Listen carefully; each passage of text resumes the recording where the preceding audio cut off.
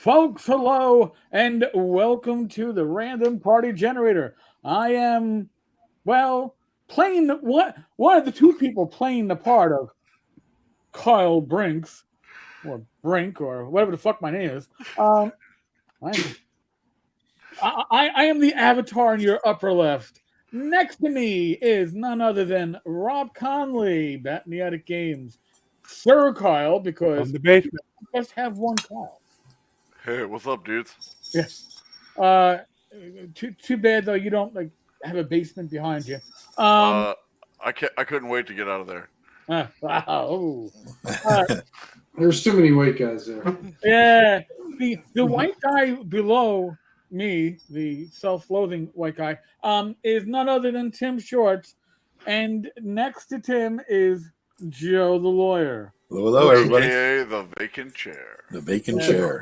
Archie Bunker's chair there. Huh? That's actually a picture of my old apartment I took before I moved out. That's literally where I planted my ass every day. And I started adding that analog man cave little video thing at the end of my videos now, so you'll get to see that. I figured I'll need a picture of a man cave for my channel. I'm like, I used to live in one. All right, here we go. Snap.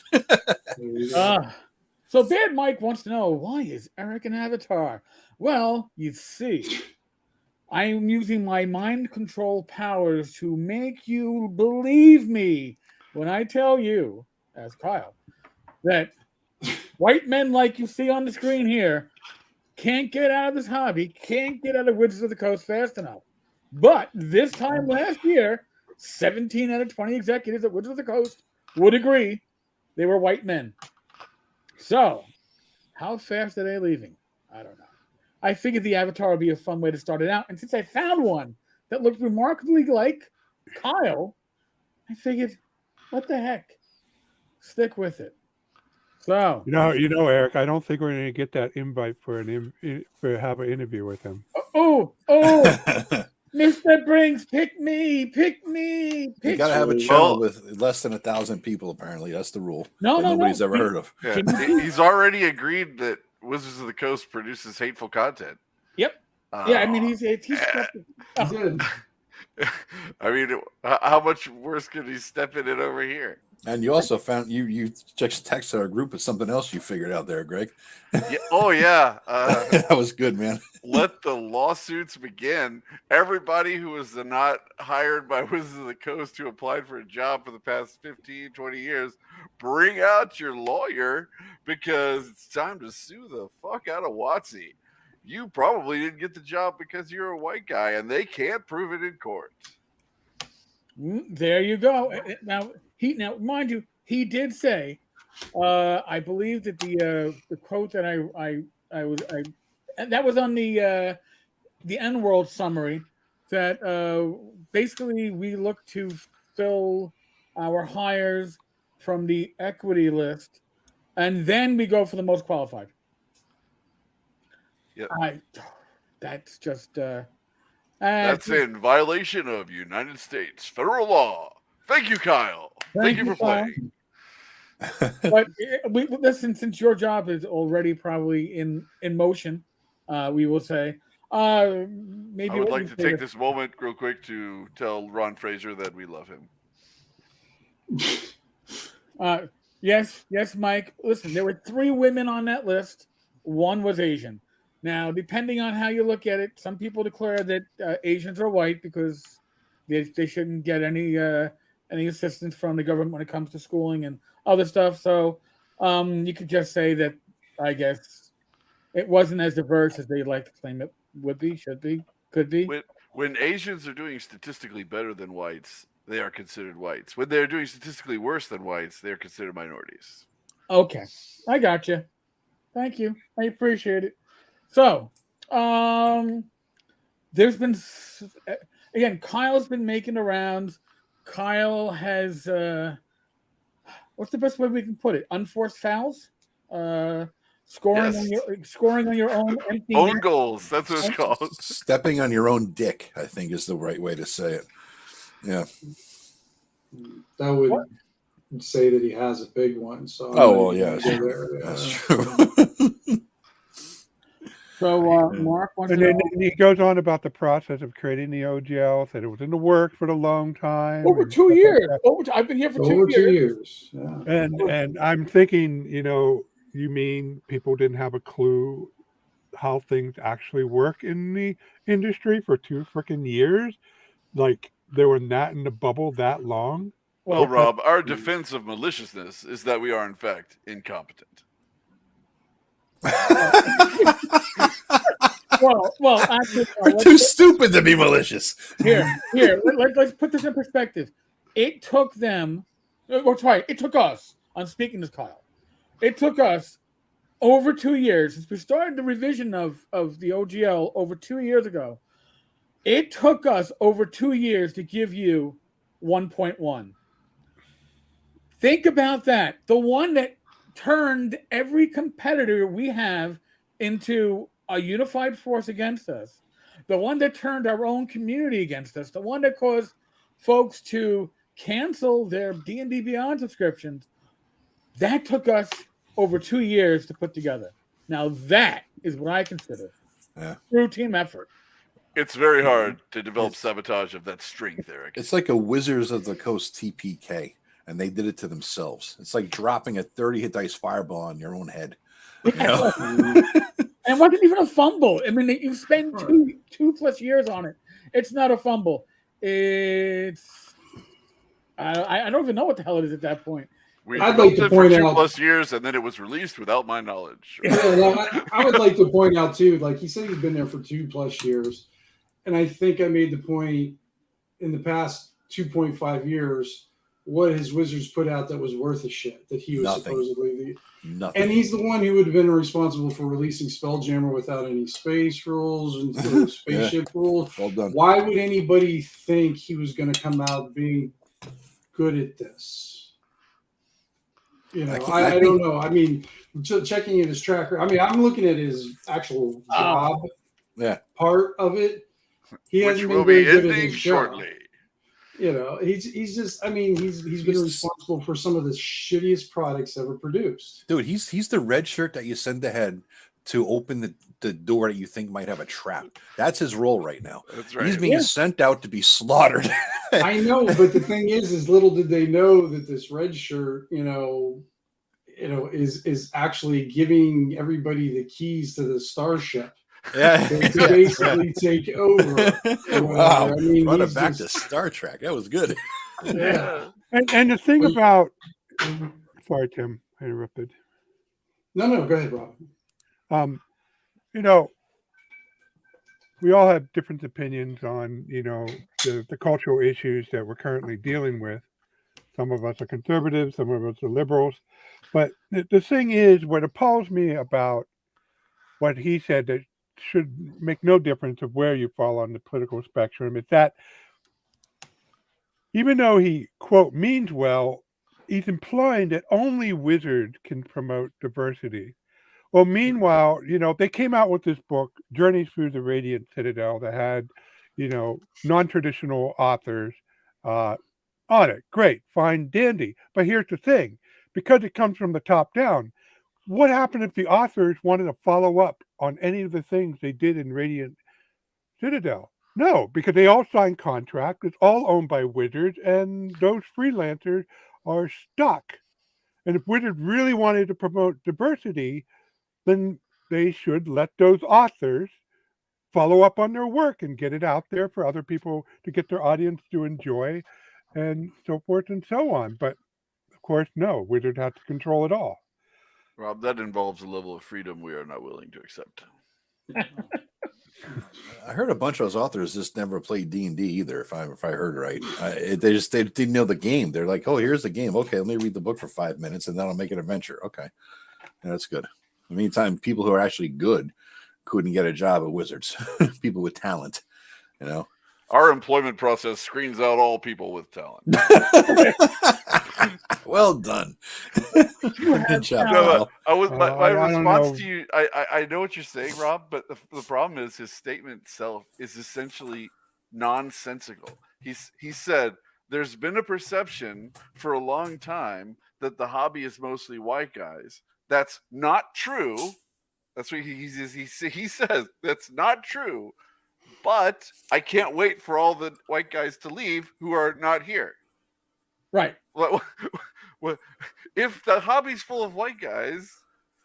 Is not true, then you wouldn't need to get rid of white guys. Well, and actually, what I think it is, his statement is just Well, ridiculous nonsense. right, I think what it is he was drawing together two different thoughts, and then it shat the bed when he did it.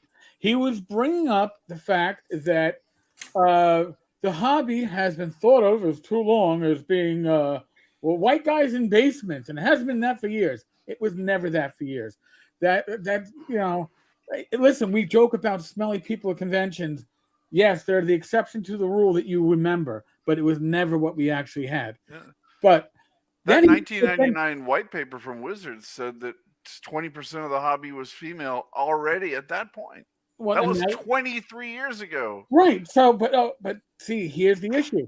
He then, playing to his perceived audience, then rolls into the idea that there's not enough, I guess, minority leadership or people of color leadership in companies like Wizards of the Coast, and he can't wait till positions like his are no longer, I guess, in the hands of white people.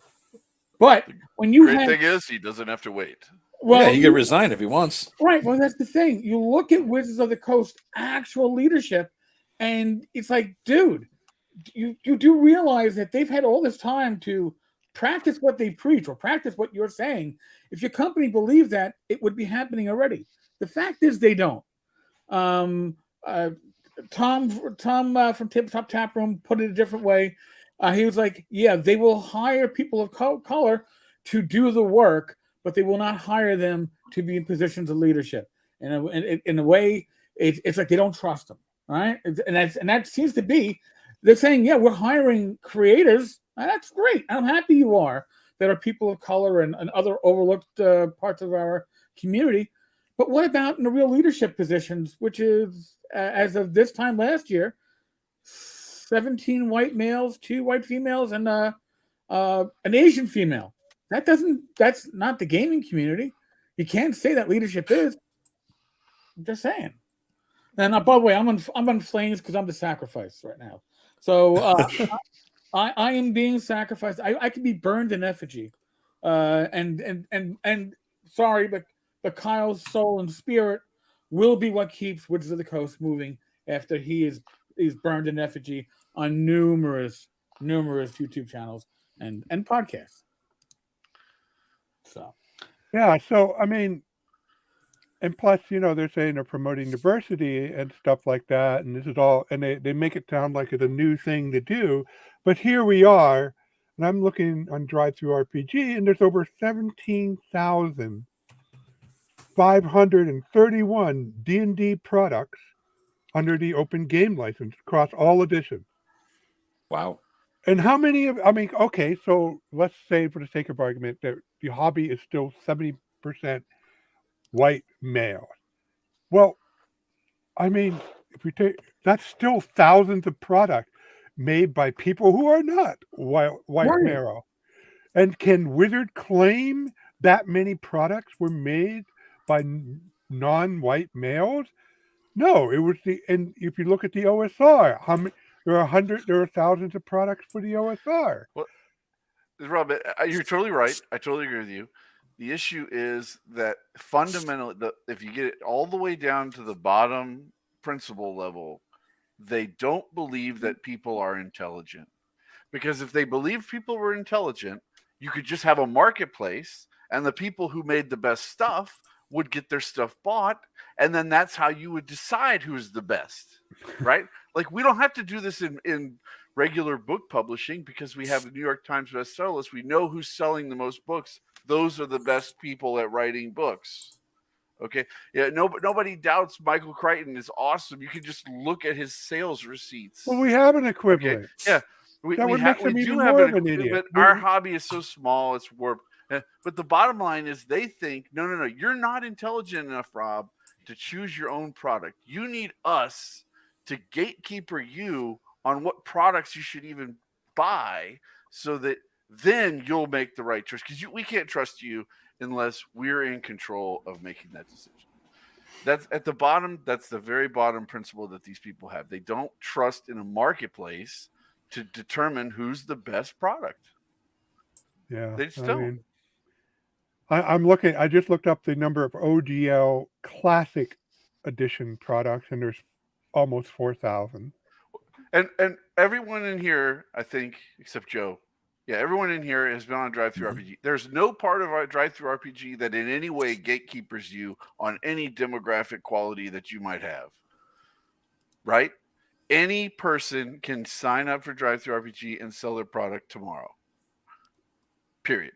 It's a totally open It takes a little bit of time, but pretty much that. You got to wait for pre-media to approve your InDesign file. Yeah, that's no. I'm sorry. The community content program you can get going right away, because you just have to be a customer. Because that's on your customer page, not your publisher page. So yes, you are correct, Greg. Yeah. Anybody with Microsoft Word or Apple, whatever, I don't use Apple. Whatever, you can make your own shit, man. This is a totally open hobby. There's no reason why anybody should call it. Nobody's going into knitting and saying we need more diversity in knitting. Okay, if you want to get into knitting, just start fucking knitting. That's all it is. Well, I wouldn't be surprised if this wasn't also going on in the knitting community, except that it's very hard to monetize it beyond where it already is. If there was a Wizards of the Coast in the knitting community, trust me, there would be a way to find a way to turn it into a bag of shit like this, because it's money driving everything. Like the article that I read in Business Insider, where they were quoting Bank of America, and Bank of America was downgrading Hasbro stock, predicting almost a 1/3 loss in its current value, because they were basically looking for short-term gains at the expense of long-term gains. We're not even in Magic the Gathering. They have raped Magic the Gathering, man. Yeah. Oh, they have screwed it up so bad. They're gonna lose. Oh man, it's terrible. They're gonna lose so much money over the long term. They just pissed everybody off. I mean, they pissed people off. They destroyed the secondary market with what the hell they did. People are just mad at them. Everybody who buys their shit is mad at them. How is that a good business model in any fucking way?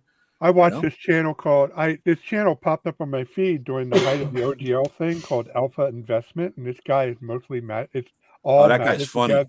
That guy is funny as shit. He had this breakdown of what happened with Magic the Gathering. Mm-hmm. I guess it's just fortuitous. He made this video for like a summary of what happened in December. Oh my God, did Wizard screw it up? Yeah, I forget what the guy's name is, but he is a hilarious.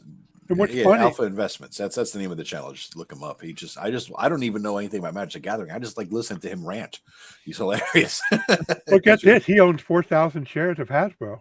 Yeah, I saw that. And plus, he has a bazillion boxes of Magic the Gathering cards. That dude's loaded. That's the next. That's going to be the next news article. Investors step in to seize control of Hasbro and stop the madness. God. Stop it! Wasn't there like an aborted hostile takeover? Somebody had like 3.5% of the stock, and they wanted them to do some shit. That was early last year, and they felt that Wizards of the Coast was underperforming and undervalued. They wanted to spin it off as its own company. Yeah. But a lot of the arguments in this, I read it. I think it's an article on Emerald that covers this. By the way, I've been doing this a lot now, giving N-Word a lot of credit. They've done some great coverage on the OGL drama, some great summaries, and one of the normal staff writers mentioned that a lot of what we wound up seeing in December was stuff that was being pushed early in the year by this rebel who was trying to get his own people put on the board. Didn't happen. But then Wizards of the Coast put people on the board that were mirror images of the types that he wanted to be put on, people that knew digital gaming and stuff like that. So it's all weird how this turns into a circle for this crap. It's just It's interesting to say the least. By the way, this avatar is getting me dizzy. I know it's convulsing sometimes back, too. I Eric. think you're There's, going. also, Come there's back also to us. some complaints from the peanut gallery that they want to see your beautiful Oh, face. No, they Yikes. don't. No, they don't. Trust Now me. he's got green hair. Look at that. Yeah, Look at me now. Look he's at a me coconut. It's like you lost the bet again. now. Hey, when are you dressing up like a weirdo again, man? When's your next thing? I don't know. We got to figure it out. Like maybe when things settle down and it's so, my dad Mike will tell you. We figured, wow, Wizards of the Coast is going to have to calm down now. They've already a lock for 2023 for this year in Gaming Stupid. Nobody's going to top them. Yeah. And they keep on adding to we're not really secure in our first place. We need to add more shit. Yeah. So Hold my beer. hold my beer. Let me double down on this I heard dumbassery. it's beyond Wizards. It's Hasbro too. Somebody was talking today about how what Hasbro did was they're selling like toys, little miniature Transformers or wherever the hell, but they're selling them in packages that can't see through, and they're a shitty quality. But you can't tell that until you get home and open it up, and then you see like the paint is chipped and it's a crappy ass thing and it's broken. But you can't. There's no clear plastic on it, so that you can't see it. You're stuck with the thing now. Wait, are you talking about the D&D cartoon figures, the ones that? No, I'm just regular Hasbro as a company. Okay, I'm just saying that the bullshit floats up. As you know what I mean. The mama company is also an idiot right now. Well, listen. This would technically, I guess, be Hasbro. Although it's a Wizards of the Coast license, the D&D figures for the cartoon, which by the way, they look really good if you look at the pictures of them, until you break them. So apparently the issue is they're articulated. They actually bend at the joints. But if you bend them at the joints, a lot of them are breaking because they're too damn tight. And there's a joke in there. I'm not going to say it. I'm not clapping. But so there's a big problem because these miniatures are costing you $25 a pop. Man. And and if you want to get whatever the stupid the Ranger's name was, apparently they're not coming with all the Hank, come on, let's try Hank. Yes, Hank and the unicorn uni. Listen, only one I remember was Eric the Cavalier because he was a douchebag, but he didn't spell his name properly, man. It should have been with a K. So I was like, you have to name the one character kind of like what's my name. He has the only thing that can't do any damage to anybody. The Cavalier is a shield. Yeah. He can't actually do any damage. All he can do is hide. Well, as I was a Magic user fan in those days, of my AD&D and even basic shit, and they had Presto. I was like, oh, cool, a Magic user. And they say he's a fucking moron. He always pulls the wrong goddamn thing out of his hat. And I'm like, this guy, man, to make Magic users cool. Is it that hard to make Magic users cool, for God's sakes, on TV? Never really saw a good Magic user except Conan's the coolest Magic friend. users I've seen were the ones in that Raven movie with Vincent Price and Boris Karloff. I never saw that. Oh, the Raven. Yeah. It was There's a Poe movie been- back in the days. There's been 2 demands now for a rant from the Gillespie. Uh-oh. Oh, there we go. Okay. I think The we should Gillespie yield. rant is in. Hey, Yield Greg, to the welcome public. aboard. What's up, man? No rant at the moment. I think pretty much everybody knows how I feel on a lot of the subjects already. You love Kyle. Let's go, Kyle. Of all the people you could put in front of the camera, he's not it. And he comes across as disingenuous. He doesn't answer a lot of questions directly. And when he gets an opportunity to put his foot right in it, he goes ahead and does that. So I just don't know how he's a win to put in front of the camera. Well, The terrifying part is I think he's probably the best they have to offer. Yeah, I know. yeah, well, I think Mike Merles has been put on the back shelf. He's still there, but Right. pulling Mike Merles out, who probably could handle this job very well. Yeah, he probably get it done right. He did 5e right. Yeah. Right. You bring Mike out, but the problem is if you bring Mike out, then you have to. It's like, oh wow, we used him to pinch hit, and he could win the game for us. Wait, we have to put him back in the position that actually is authority. Why would he do that though? Why would he even? He'd be stepping into a flowing river of shit. Well, Right in. Yeah. Who's going to volunteer for this job? I don't think it's a Kyle- volunteer job. I think it's a voluntold job. Yeah. Voluntold. I like that. Wow. Oh God. You know. Jesus Christ. What was it somebody said? Yeah, it's status on Orc. Anybody heard anything about Orc? I'm on the list for let me know updates, but I get the bullshit updates. There's nothing substantive. Of all in people, there. Joe, you should know that law is a slow process. Yeah. How slow is it? Right. I have seen updates on Black Flag. Black Flag should be hitting later this month. It's going to be. I think the initial Black Flag release is just going to be character generation. I don't think they're going beyond that, but I could be wrong. I skim my emails. I don't always read them when I get dozens of them. But Black Flag interests me because I'd like to see where they take 5e, and I'd like to see what kind of an SRD they put out. Now, by the way, talking about SRDs, Kyle has apparently said that they're expecting to release the prior SRDs under the Creative Commons. Right. Rob and I were discussing this prior to this show. But they have to make sure. Now, this is great. We got to make sure we do it right. Right. Yeah. All right? Because they're not coming out and saying we already fucked up. Yep. But they already fucked up because with the 5.1 SRD being released from the Creative Commons, you can now use things like Strahd. Yep. You can't use them as Strahd, but you could use the name Strahd. You could use the name Beholder. You could those names. Or you can say Strahd is a vampire. Yeah. It mentions that in. Okay. All right. Does it good. It doesn't mention what a beholder is, so yeah.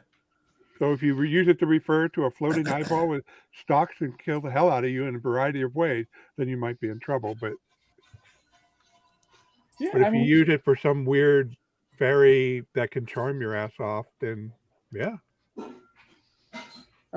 Just swap the names. Make in your game. Make the Beholder the vampire, and make the just completely swap. Strahd, the floating eye creature. Yeah. Strahd the eye orb.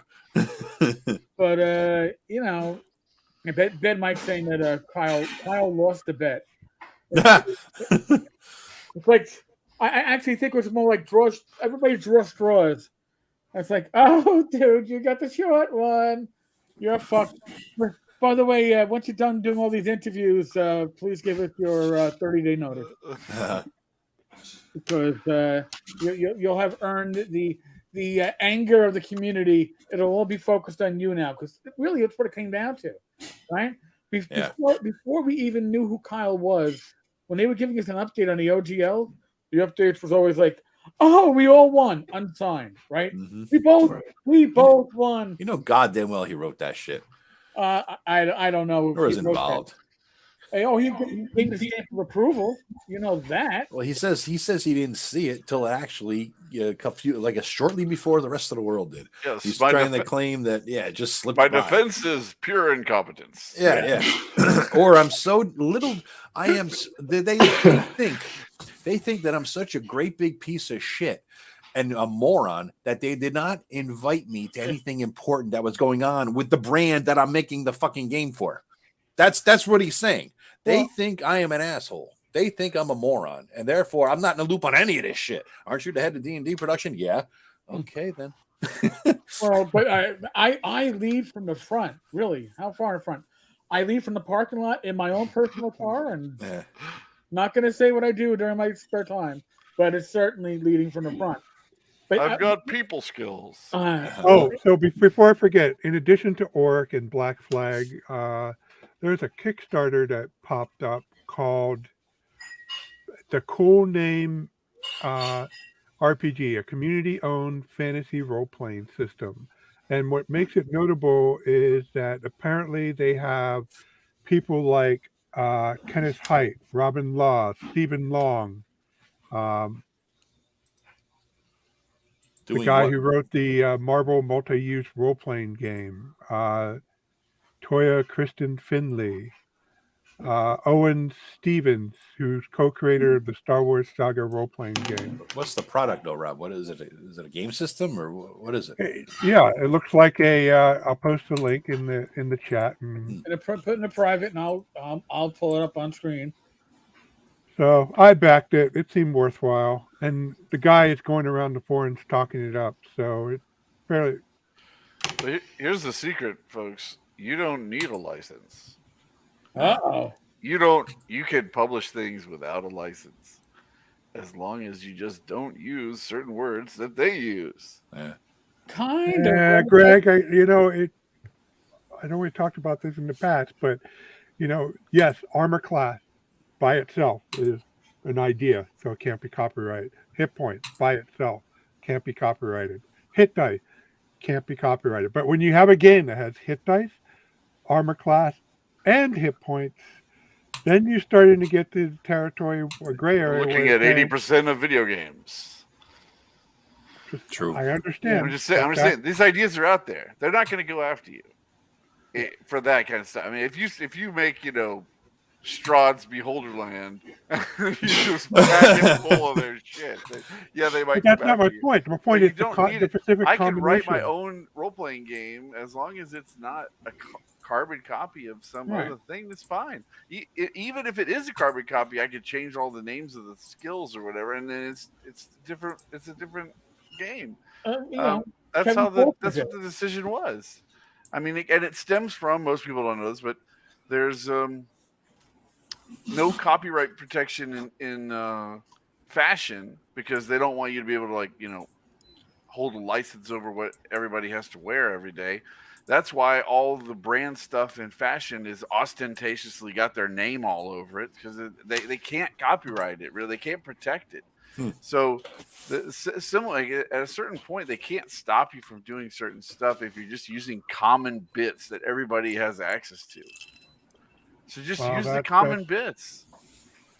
I mean, again, I talked to an IP lawyer, and that's the basic gist. It's not hard and fast, not clear cut. Oh, you can't have a game that has all these terms that by themselves are just ideas. It's just the collection of hit point, hit dice, and armor class, and not just limited to 03. I mean, we're talking about dozens of terms here. When you combine all that can be an issue contending on court that itself is a copyright, a creative expression protected by copyright. Well, as someone who works in the court, here's what I can tell you what it will always come down to.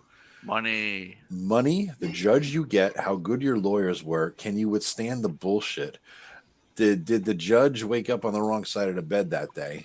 I mean, this is the kind of normal shit it does. So if there is a difference of opinion on something, you're rolling a dice. That's all you're doing here. You know what I mean? This is generally it. And not everything, go to the Supreme Court. Hardly anything ever gets to the Supreme Court. They don't give a shit about this, right? So it'll get some lower level judge will win. And they'll forum shop. They will try to, sue you somewhere that's to their advantage in some way. Probably their own, Seattle or whatever. Who knows? But you can't predict it. Right and wrong and the law don't really have much to do with each other. It's just two different fucking things. Anyway, rant over. That's okay. I mean, you've seen it, Eric. You were a cop for how many years? No. Yeah, the judge is half the case. Yeah, it is. But here's the thing, too. I mean, we'll look at World Without Numbers. It's been out for at least a decade. No, not World Without Number. The first one in the series. It's been out for at least a decade. There's no OGL on that one. Never has been, never will be. There will be when the latest version releases, which is Cities Without Number, which is his cyberpunk version. He's going to release an SRD.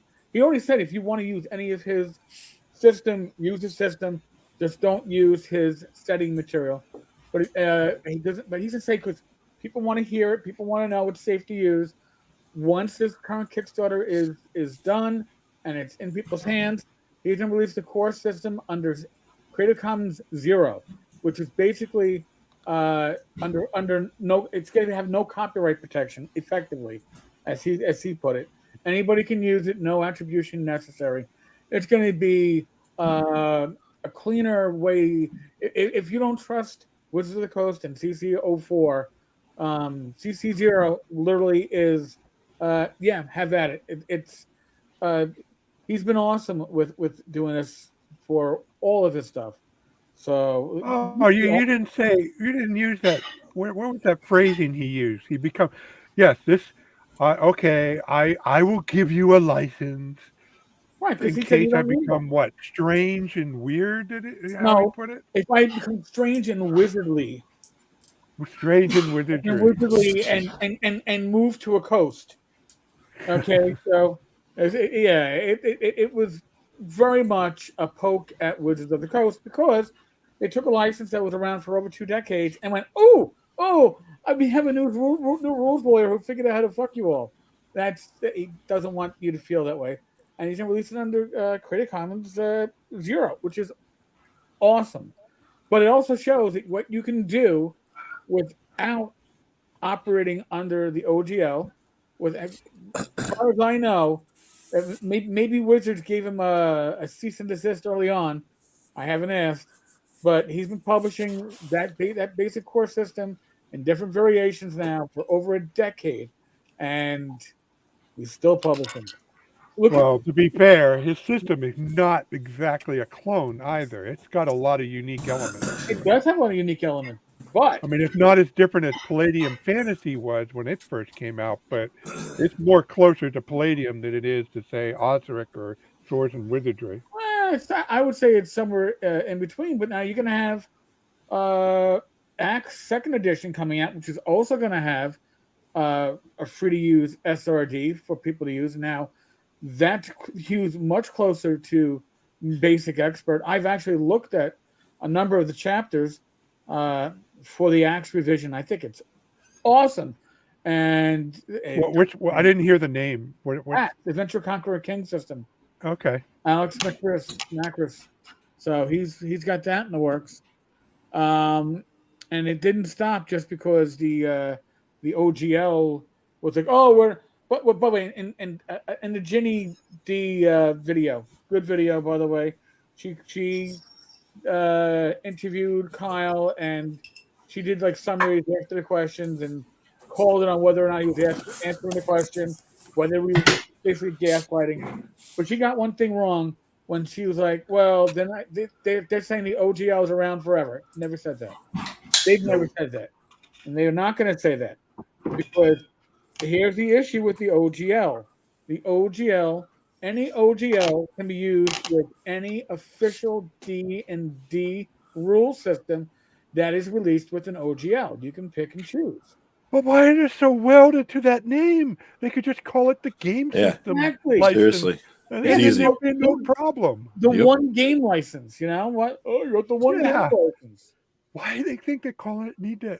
What? Of course we know because they're trying to capitalize on the brand name of OGL. Money. Just the same way Chaosium did with their crappy OGL. All right, I've been pontificating too long. I have to catch up on comments. Thank God. Mm-hmm. Elle must be on vacation this week because if Elle was here, I'd be getting the "you're falling behind" on the comments, Tenkar comment. So I haven't gotten that yet, or on Wednesday night. So I think Stuart Robertson dropped a great comment a little while back, but kind of got lost in there about those of us who are in do actual work in related industries. It was a prior comment to that, but okay.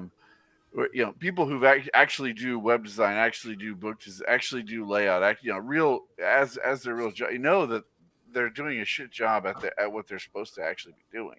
Yes. That's at the fundamental behind. I mean, it's the actual product that they release, whether it's written by, some team of, diversity hires or written by the 19 white guys that run the company. It sucks. All of it sucks. Nobody's out there like, oh, look at this one product. This is super awesome. I haven't heard anybody say anything positive since Fandelver or whatever. I mean, it's just this endless line of shit, and it should be the gold. This is the gold standard. This is supposed to be the premium, top-notch, best people in the industry, and they're delivering mountains of shit. And then you go and you look at what's on drive-through, and it's 20 times better.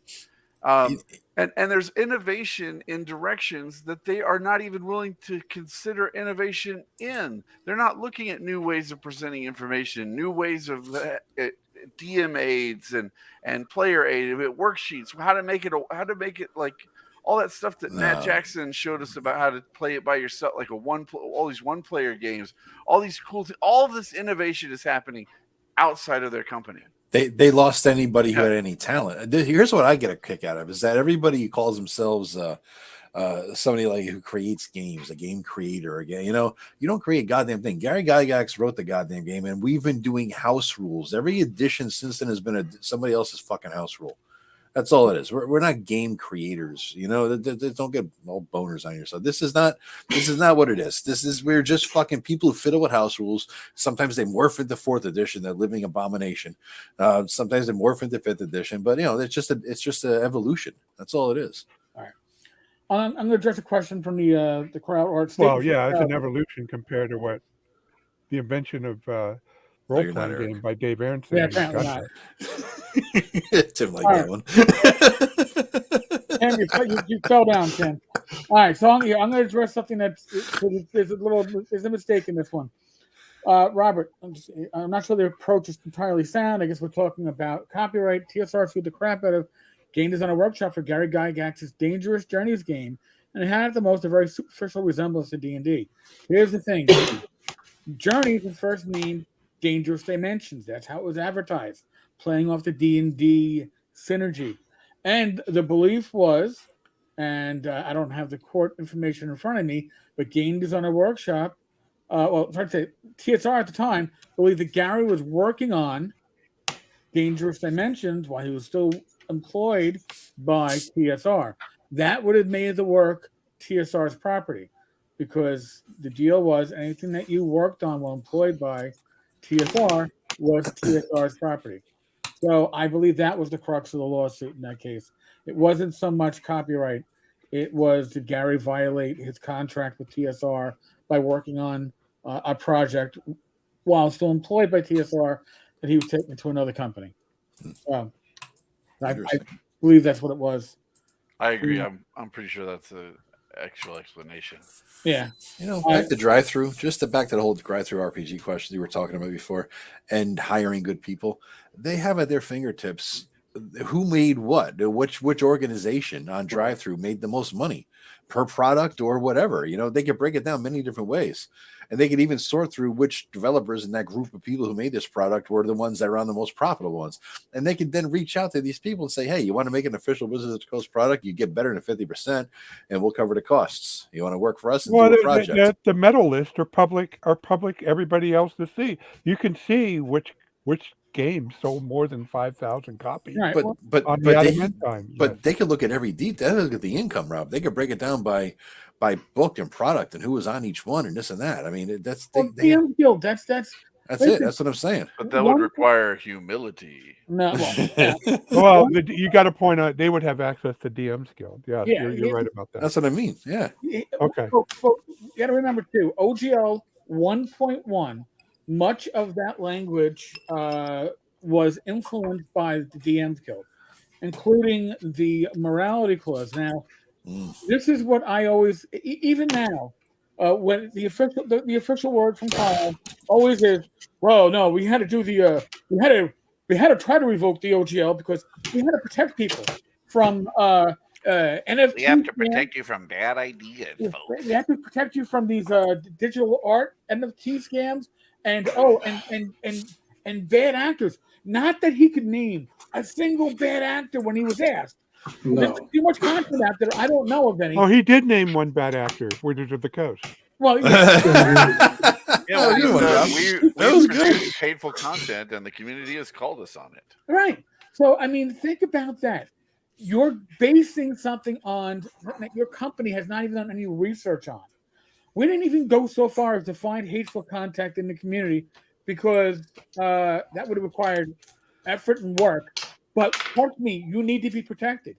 No, this was all. I don't remember which interview it was in, but he admitted that they didn't even have a standard for what internally for what Yeah. they Right. considered to be hateful, Well, here's and what that gets they me. were still working on that. It was just a big virtue signal. They like Yeah. it's they don't have the resources to go through all the stuff that's out there anyway, let alone the stuff that'll come forward. So it was just trying to placate a particular demographic in the hobby, and there was nothing more to it than that. But the fact that they tried to use it as a stick to beat people with shows you how low they really are.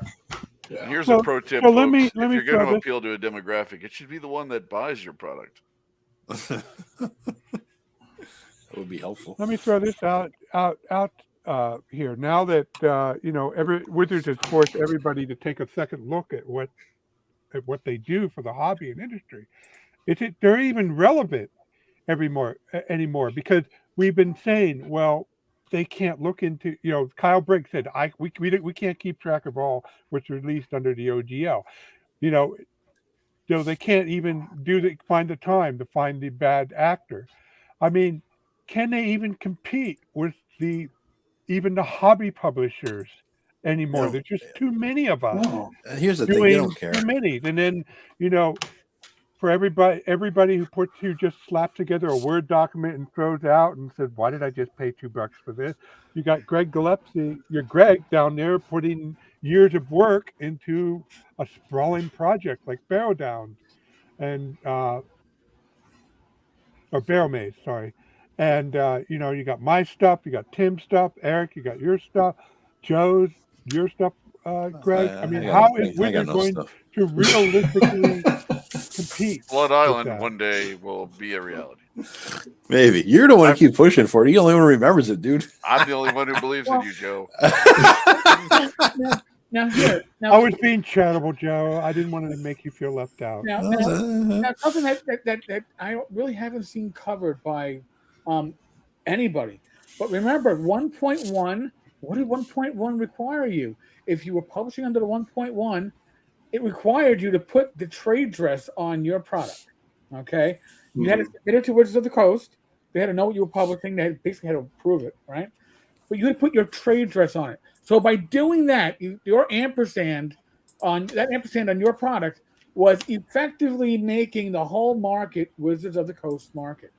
Because even though you were a third-party publisher, they could go, look, no, this is all stuff for 5e, because this is all stuff that's being published with our mark on it. That was a not so subtle attempt to say we cornered the market. Oh, D&D products have 90%. Everybody else ain't shit. Okay, it was subversive. It was obvious.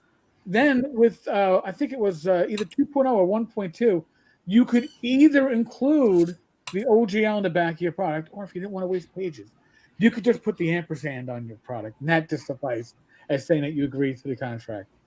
So I mean, oh, and by the way, Kyle going, nobody was really expected to. You didn't have to sign a contract. I mean, yeah, it looked like it. Oh God, yeah. Yeah, but nobody's actually required to sign a contract. Yeah, dude. See, here's the other thing. Don't forget is that they So don't give a that's shit another about the beast pen of and hell. paper If they were game at all. truly- Oh, good. Go ahead. Sorry, go, Rep. If they were truly about mending the fence, they would ask one of the public. They would take one of what they would publish their what they offered to a publisher. They can't do a specific publisher without their permission, obviously. But they could say, okay, if you were one of the people that we made an offer to, here's what you sent you, here's requirement, and you can go to this website, download all the documents, and we are really, really sorry that we did this. But no, they just sent Kyle out and have us take his word for it that, oh, they were just drafts, they were just that. Well, show us the evidence, show us the money. Well, here's the thing. He was actually asked. That's dating now, huh? He was asked in that second interview. One of the questions was, That makes Rap deep throat. Just saying. did people actually sign his contract? And he didn't answer that question directly. Right. Yeah. He kind of died. I'm going to dodge that one. Did people sign these contracts? Well, things were in motion, and these were drafts, and we were in negotiation with companies that we thought would secure their own deals. Oh, dude, just I mean, again, a lot of you work corporate. I played politics in the governmental world, being the liaison between two different organizations in the New York City government. And let me tell you, I know the talk because I had to talk the talk at times and give the non-answer until I could get a proper answer from somebody many ranks above me. But I was still the individual who had to do the interfacing. So you learn to tap dance. He doesn't do a very good tap dance because he gives different answers for the same basic question with different interviewees, and that is like an inconsistent GM. Yeah. You know, fucking stick with your ruling and stick with it. Know what you said. Keep fucking show notes. Dude, giving interviews. Know what you said elsewhere. Because let me tell you, people, stupid YouTube talking heads like us, or people in N-World are going to point out your inconsistencies, and you can only go so far with going, well, I meant to say, when I said this the first time, I really meant to say what I said the second time, with the caveat of what I added the third time.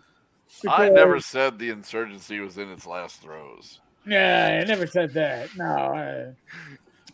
We've always been at war with these things. Relying on the usually relying on the wisdom of the internet is not always correct what they be. But now you have a motivated crowd, and that tends to get higher quality answers. And the difference is people who are motivated.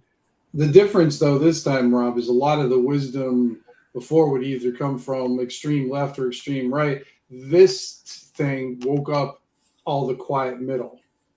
Yeah. Good point. Yeah. Well and said. all of a sudden they Well found said. their voices, and then Wizards of the Coast were like, what the fuck did we just do? Yeah. You know what? And that's true because, and I think, Bad Mike, you related that a relative of yours had heard about this OGL crisis. I know one of the guys in Discord who's very wired in, and his daughters game but are not wired in. Were like, what's going on with this OGL thing? Because it was getting into mass media, mainstream Fox Business, MSNBC, Bloomberg. You don't want to be there because that's when stock prices start getting affected, and you don't want your dirty laundry, right? And when you see again listen, you have in gaming both on the far left and on the far right some very engaged individuals. Most people that are truly engaged are active elsewhere, right? And you have the middle, and you have some people that are engaged in the middle, but most of the people in the middle just want to game, right? They're not active on Facebook. They're not active. They just want to game. And when people that just want to game start picking up on what's going on and start going, holy shit, you're going to actually have an effect on my hobby. My way to escape, my escapism is getting fucked with by corporate greed. Again, the number of people that came together on this can't be undersold. And Wonky, I have a question there about now the Giant's been slain. How long before the second tier publishers get cutthroat for the new lion's share? The Giant hasn't been slain. All right. At best, you've chased the dragon off, and now it's going to reassess how to come back and recover how much of its hoard you walked off with while it flew off after you pushed it away. It hasn't been slain. Wizards of the Coast has not been slain. I mean, don't forget, even on the Creative Commons license, they have that. The one remaining ability they have is to tell you, hey, take off that label. We don't like what's in there. Period. You take off the label that you've already paid for. It's part of your goddamn book. What do you do with the other 1,000 books that are sitting there? That's the one thing is they can. Well, actually, no. Creative Commons. If you read the fact that the Creative Commons is very clear. When a creator asks you to take off their attribution, you have to do it at the earliest reasonable opportunity. Mm-hmm. So that means your next print run, which still costs you money, I admit, but you don't have to pulp your print. So here's what they do, Rob. They sue you to let a judge determine what's reasonable. Then you're $8,000 in the hole, and you still got 1,000 books on your shelf. Look, the OSR. I mean, there's a lot of, but then You're again, assuming someone's not even published under this piece of shit license. I don't know anybody stupid enough to do this.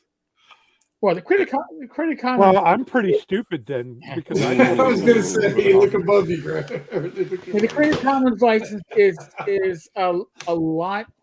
I mean, the OGL. I and the people are going to go, you're out of your mind, Tenkar. They said that they're not revoking it. No, they never said that. They said, and it's we're not touching it for now. That's the unspoken word for now.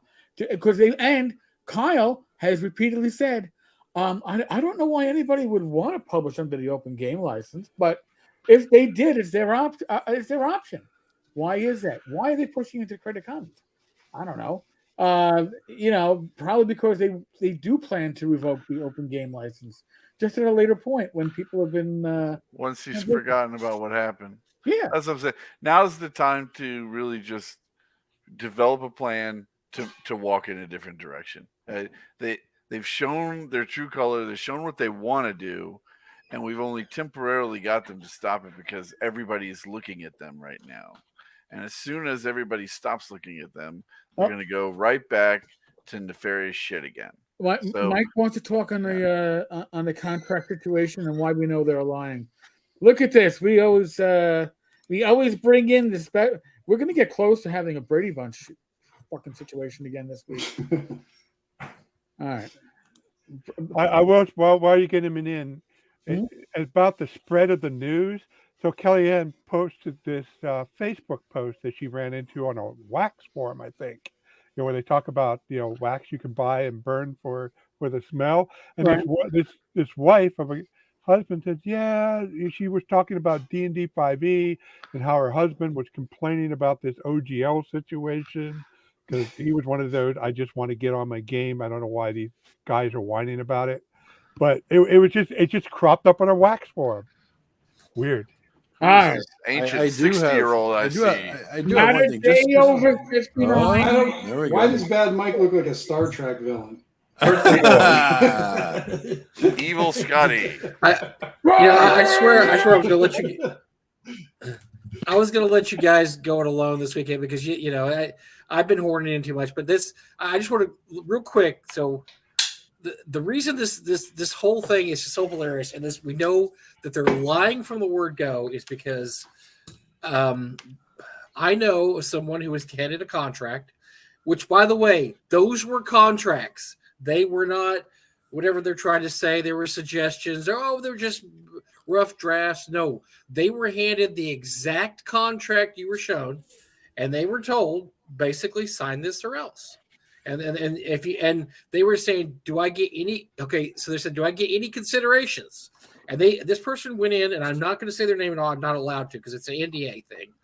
But they went in and said, here's your contract. They said, well, are we going to have any kind of negotiations? They were not given the contract by somebody in a position of power. It was basically like a flunky.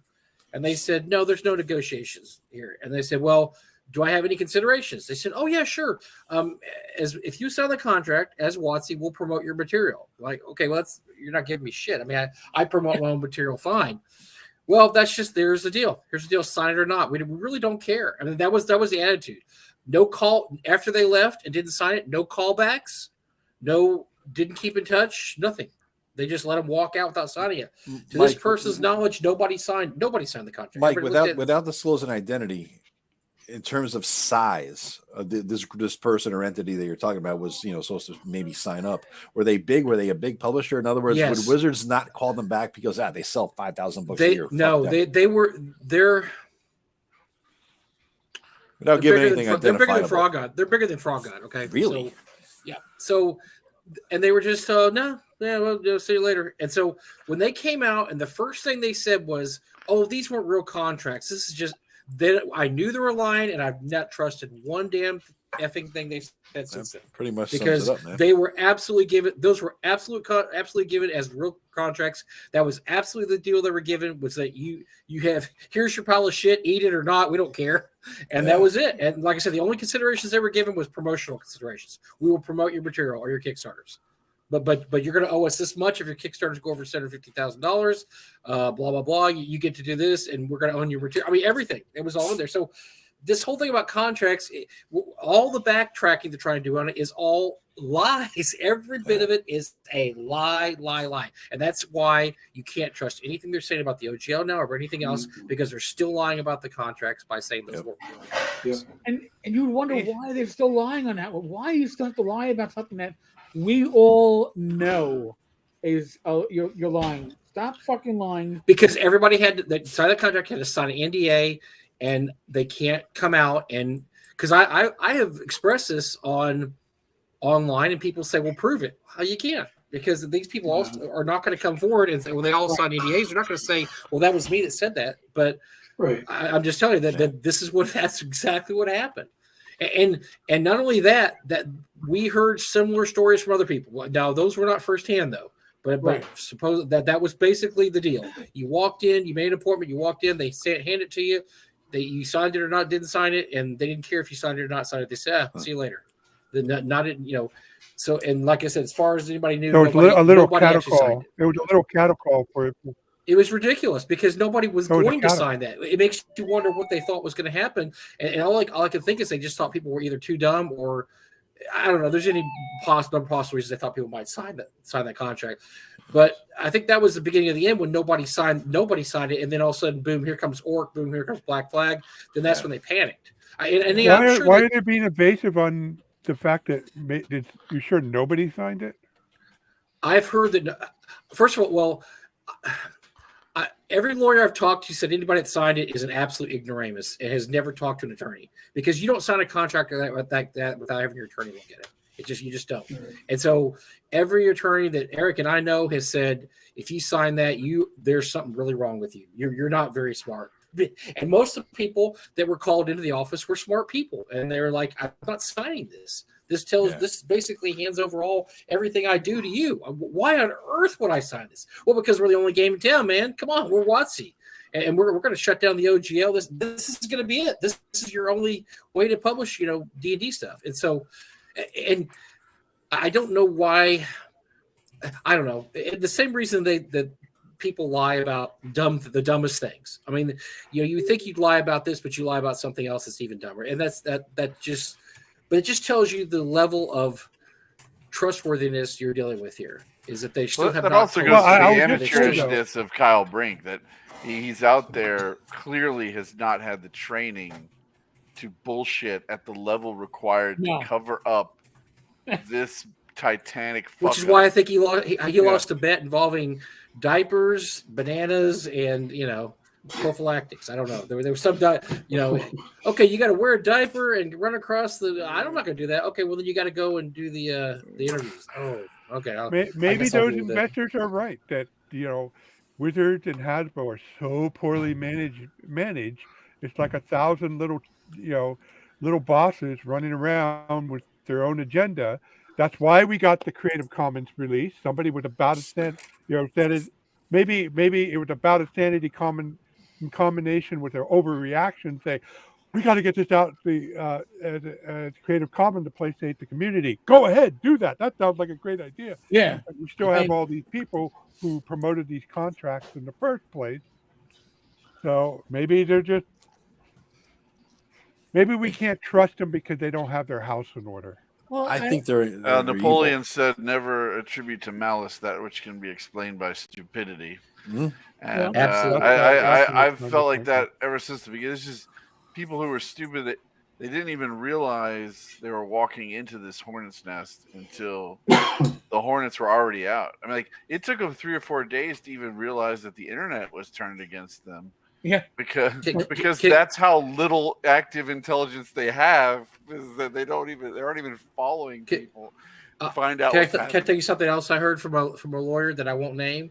And this is just anecdotal, but a lawyer I won't name said that WotC's lawyers are not very well respected in the industry. Hasbro's are, but WotC's are not. The people who handle WotC stuff are not very well regarded. And so I don't know. Just take that however you want. So I don't know if they're the ones telling them, yeah, this is great stuff, man. Yeah, we're rubber stamping this. This sounds awesome. I mean, a good lawyer. I mean, lawyers are supposed to do what you tell them to do, right? You tell them to do this, they do it. But a good lawyer will tell you, I'll do that, but here's why that's not a great idea to do it. But I'll do it if you want me to do it. And apparently their lawyers aren't to the point where they're like, here's a good idea. This is not a good idea. And I'm going to tell you why, but I'll, as far as I know now, like I said, I don't really know behind the scenes. That's what I was told by somebody who is very inside in that situation. They said their lawyers just whatever. Yeah. Which is probably why, Justin is here 2 years later and still thumbing their nose at WotC, and you figured WotC would have crushed him like a bug now, but I don't know. Courts were slow. Courts were slow. Courts were slow. But anyway, like I said, take it with a grain of salt. But maybe that's part of the whole problem. Is it just they just don't have good advice, legal advice about what they're doing, and because any lawyer, all the lawyers Eric and I know told us this is a terrible contract. So it seems like a lawyer would have told them this is nobody's going to sign this. I mean, you know what this sounds like? There's a term called an unconscionable contract, which is a contract that's so bad no reasonable person would sign it. So there's an assumption that you were coerced in order to get you to sign it. This seems like any lawyer who read it would say this is unconscionable. There's no way you should sign it. You know what it reeks like, Greg? Guys, it reeks of a license that was done internally by in other words, you have external law firms and internal law firms. The internal law firms are housed in the building Hasbro, and they work for Hasbro, and they are used to doing licenses for toys and licenses for games, right? This is what they're used to doing. And then they're tasked with writing a license for something they don't fucking understand the first thing about. And because they're cheap, they don't go to outside counsel, a big law firm, that nationwide law firm for advice or guidance or anything. They just send it to the fucking associate. Oh, hey, Danny, do you play D&D? All right, you're tasked with writing this fucking license. Okay, Danny writes the fucking license. He doesn't understand a goddamn fucking thing. And then he just hands it in, okay, here it is. And they fucking use it because Danny's a moron, right? And the internal people are cheap. If they went to an outside firm, no problem. This thing would have been a lot better. They would have vetted it for them. Bad Mike. Has anybody other than Goodman Games been in the OSR? Has anybody else other than Goodman Games in the OSR? Has anybody else in the OSR other than Goodman Games have been approached with this license? Had Frog God's been? I heard that about. This is once again this anecdotal. I heard about 15 companies were approached with this before, and they all kind of went, and every one of them went. So I heard about out of all the third parties. Anywhere for a dozen to 15 companies were approached separately with this and said, "Hey, here's what we're going to give you."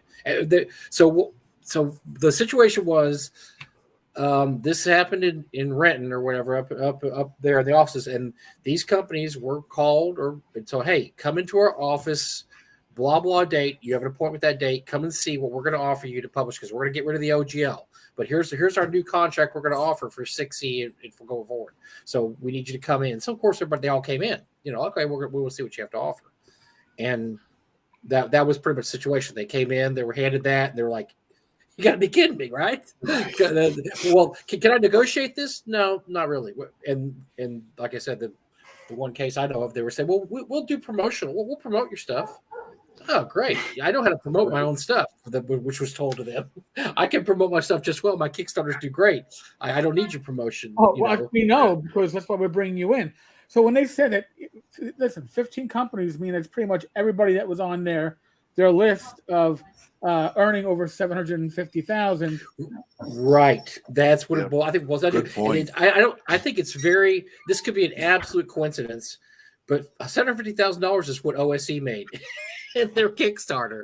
There you so go. they're putting the exact bingo, bing. The guy. So like the story about the lawyer that doesn't know anything that wrote the contract, he probably flipped through there and said, "Oh, here's a Kickstarter that made $250,000. That's a good amount. That's a good round number. Yeah, that sounds like a good number. A million a million sound. I don't know. We'll do 750. That sounds good. 80 profit over 750. That's what we're going to take. Well, and not even profit. Any money's but here. Now something else. Money. Yeah. And something else that Kyle made a statement of in his. Again, Enwell did a great recap of his second video. He stated that the design team was kept out of the loop of the whole OGL drama. They were told nothing about their OGL plan. Oh, please!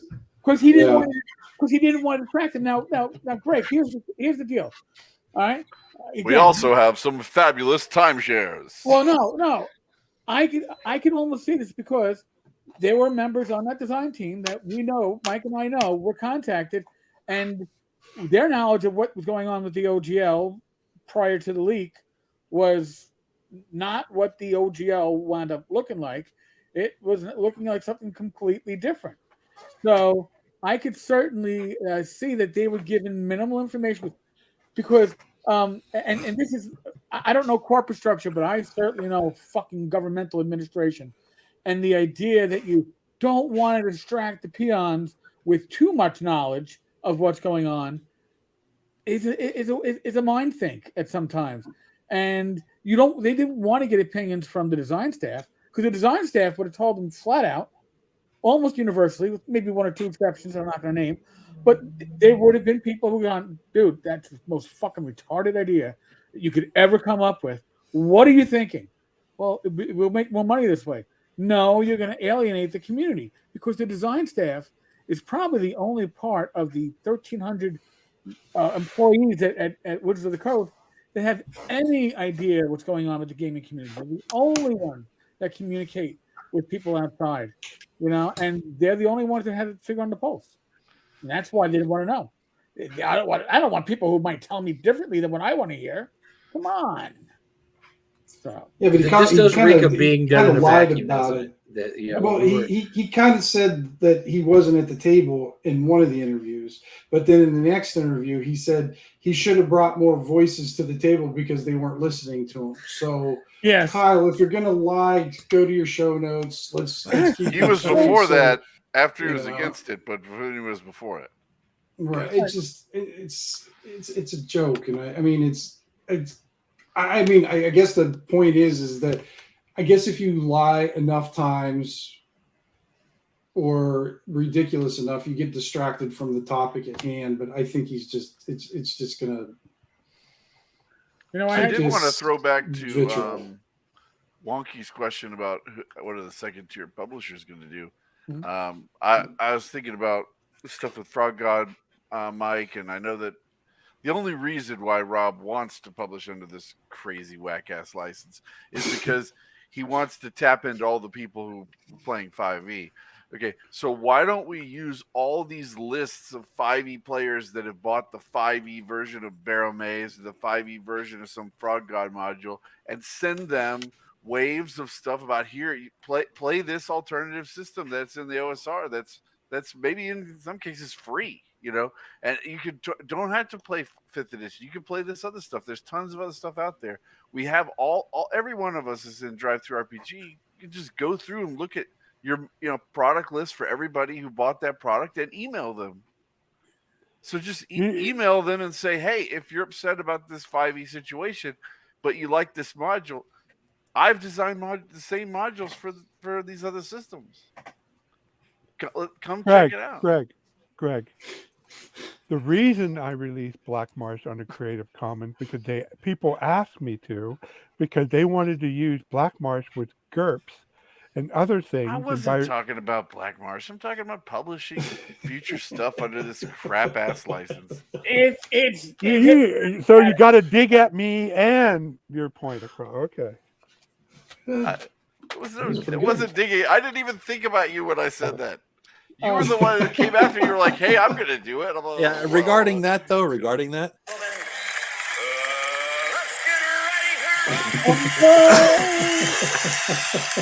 So basically, what Tim and the rest of you guys are telling me is that I should unpencil Kyle for next Friday, right? Because you guys are telling me, because he was reaching out to all these YouTube channels, and since they're large enough. Oh God, it'd be wonderful to have him on because he might actually have a real interview that somebody who doesn't say thanks every time he answers a fucking question. Yeah.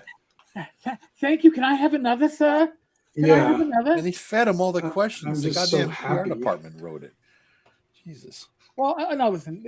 Remember that Jon Stewart interview where he got that guy from some MSNBC guy who had lied about on the stock market show or some shit, and he just hammered that guy. It was like the most brutal interview, and it was like the guy said something. He goes, "Oh, really? You didn't say that?" And he'd play a clip of the guy saying the exact same thing, like, "Oh, really? You didn't say that?" We'd tear this dude apart. He'd never agree to come on our show. The Cobalt Press site is back up. It crashed earlier today, but they had an announcement for the Black Flag publishing partners. which includes Ghostfire Gaming, Steamforged Games, Nord Games, Frog God Games, Griffin Saddlebag, Hit Point Press, Vineyard RPG, Word Refinery, Dungeon Scribe, and Mage Hand Press so far. What does that mean? I mean, as Frog God, what does it mean, partner? In what way? It means that we're probably going to publish Black Flag rule system, which from what I understand, is a cross between 5e with maybe some Pathfinder stuff thrown in there. Have you seen it yet? Oh, so all right. So it's I don't think it's finished. I think it's okay. Mike, I do have a question for you about time frames. They started working on Black Flag before this shit went down public. Yep.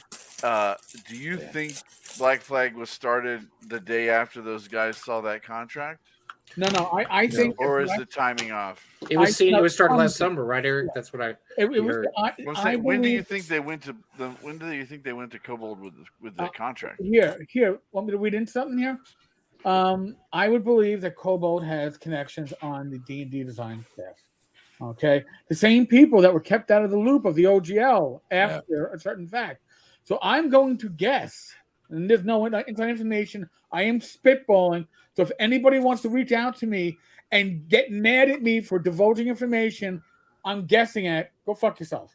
All right, so I'm going to guess that somebody at Wizards of the Coast let something leak to Kobold Press that hey.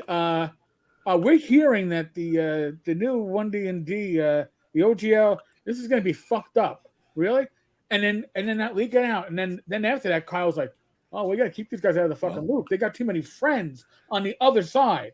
Well, for the next 12 months, let's just figure out, or 18 months, if Kobold Press hires a former Wizard of the Coast employee, we kind of know where that shit came from. Just throwing it out there. Yeah, one theory. They have friends, and somebody gave them up. We all saw this, but we didn't put two and two together at the time because Eric and I saw this too when Ray Winnegar was basically booted out for really no reason. They didn't give a really reason. That was probably the first domino. And look, Wolfgang Barr is probably one of the smartest people in the game industry. I absolutely. Whether you like him, don't like him, whatever.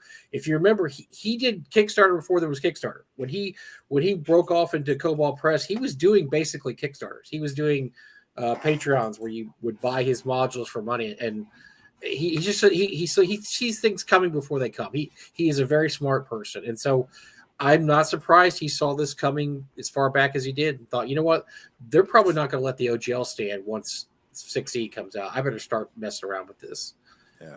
And he's just a smart dude, and it doesn't surprise me that he was the one that saw all the dominoes being fitted. But like I said, that the first thing we should have thought about, we should have probably covered that story a little more, But it was interesting. Oh, Wayne Winters just fired. That's right. That's weird. I mean, he's a gaming lifer. Everybody likes him. He's a smart guy. That's weird. But we didn't really. And Eric and I maybe even thought he got fired because they had so many fuck ups last year that they're going to blame all on Ray. Well, the fuck ups were still to come. There was more fuck ups to come. And how little you. Right. And Ray Winnegar's public statements about the OGL fiasco is that it's a fucking fiasco and he was against it. So now look at what Kyle's been saying. Oh, well, this was in the works 2 years. I've been there for 2 years. It was in the works before I got there. Well, maybe it picked up a lot of speed in a different direction once Kyle got there. And that came across really weak and lame. Like all these bad things that are happening, those started before I came to work here 2 years ago.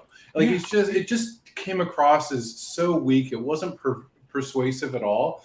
And he just looked worse when he made those kind of comments. Yeah. Well, and Stuart has a great comment. My favorite line from Brink was his not knowing who had published the previous statements. Like, it's a notice board in the office and someone pinned a memo after hours instead of being a CMS with metadata. And listen, it's just like him saying, "Wow, a senior game designer is the one that added the bad Hadozi information to Spelljammer." Yeah, we don't catch that shit. And nobody checked him afterwards. Give me a fucking nobody. You didn't.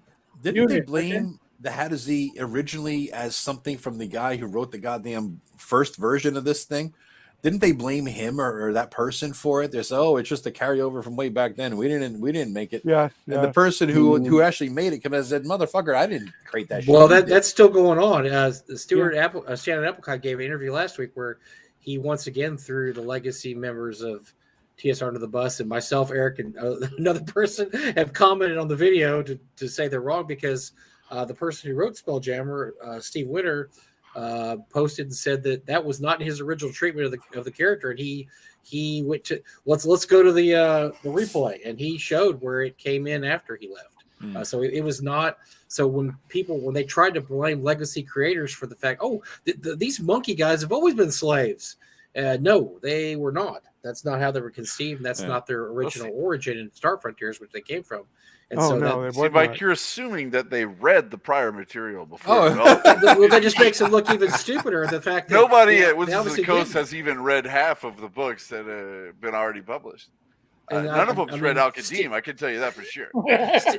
Steve was pretty hot. Steve was hot about it because he was being blamed for something he did not do. Right. And by the way, Shannon Applecline has continued that trend by in the latest video saying, "Oh, this is legacy creators' fault. They should have looked at it better." And for somebody who's supposedly a historian of D&D, Shannon is doing a shitty job of right now. If he thinks that's true, he needs to pop open an original Star Frontiers. Said, sorry, all the mistakes in this material were because I didn't adequately check all the material I copy and pasted into it.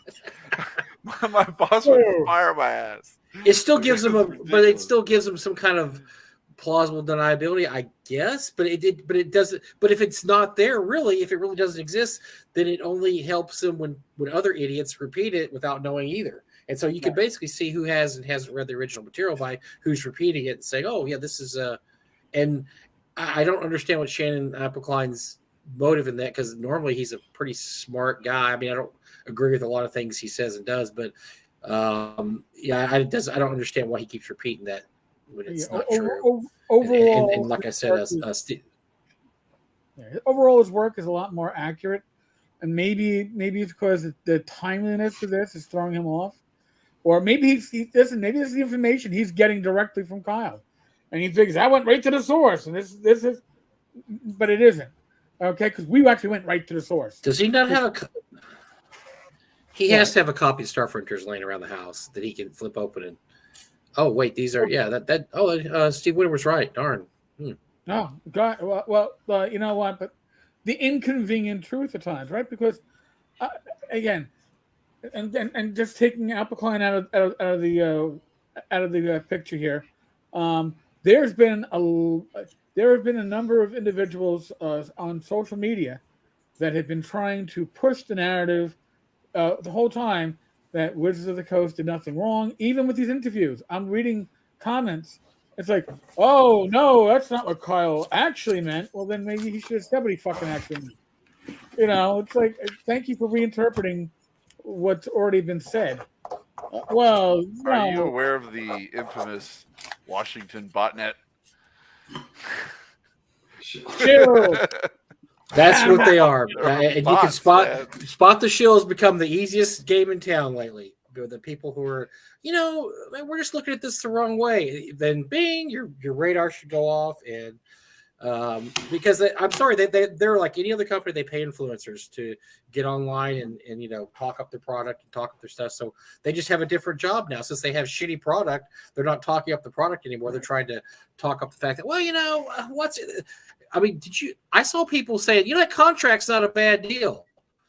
Like, every lawyer I talked to said it was. So the lawyers you're talking to, man, they probably suck because I'm sorry. I'm talking to Wizards of the Coast lawyers, and they're telling me it's a great deal. It's a great deal. Well, the ones that were always saying that, by the way, were saying like, what other company gives you a license to use their work and not have to pay for it? What other company asked me to sign over all rights to the work I do under their license and not get paid for it? Exactly. Remember, folks, the Empire always offers reliable bounty hunting contracts with no alterations whatsoever. That's the shill. Like I said, the shills are out there I don't even like to engage them anymore because it becomes so obvious that they're shilling. But just watch out for them. They're the ones who. But but really, stop right there. There's no buts about it. Yeah, jackass. None. I mean, let's call it what it is. With Kyle, what is sad is that the inconsistencies in his answers as he tries to build upon his prior poor answers. I'd rather he double down on his bullshit from the front and just at least stay consistent with it. At least you go, all right, well, we know what Wizards of the Coast expects from the community, from us, whatever. And instead, he just digs different holes. They're not the same hole. It's just a different one to get tripped up in again later. But and I can't blame the second interview was kind of not that great. Again, I will say that I think Ginny G did the best interview, only because she would ask a question, get the answer, and then step back like in meta time and go, well, that wasn't much of an answer, now was it? I was like, oh my god, she's pulling this shit out almost in real time. I really appreciated that. So that's what happens when you run into a higher level public relations person. Yeah. I know, and they sent out a second level dude, and he's fighting in the 10th level arena. He's getting his ass beat. It's like, but this is an OSR game, right? You have to know when to retreat. No, send Kyle out again. Just shake him off, bind his wounds, and send him out for another interview. And the fact that he keeps on doing these, and Ginny was saying that she knew at least, I think, 4 other channels that Wizards of the Coast approached. Now, I don't know if Wizards of the Coast approached the first 2 interviewees, the 3 Black Halflings and the other guy whose name I can't remember. Sorry. Can't remember because he has less subscriptions in your channel. Eric, the 3 Black Halflings have half my sub, and then he had half of their subs. But like I have like 1/100th of Ginny D's subs, so God bless her. I mean, but we know it's all about the visual, buddy. Dude, I can't. You can't match her on visuals. That's all. No, and Rachel's like, she's got green eyebrows. I'm like, yeah, go figure that one out. All right. Yeah, okay. But I think all this goes to Stuart Robertson said this earlier too. Call him out twice tonight. That basically their PR and social media presence is absolute dog shit. Yeah. And they have nobody who even knows what's happening.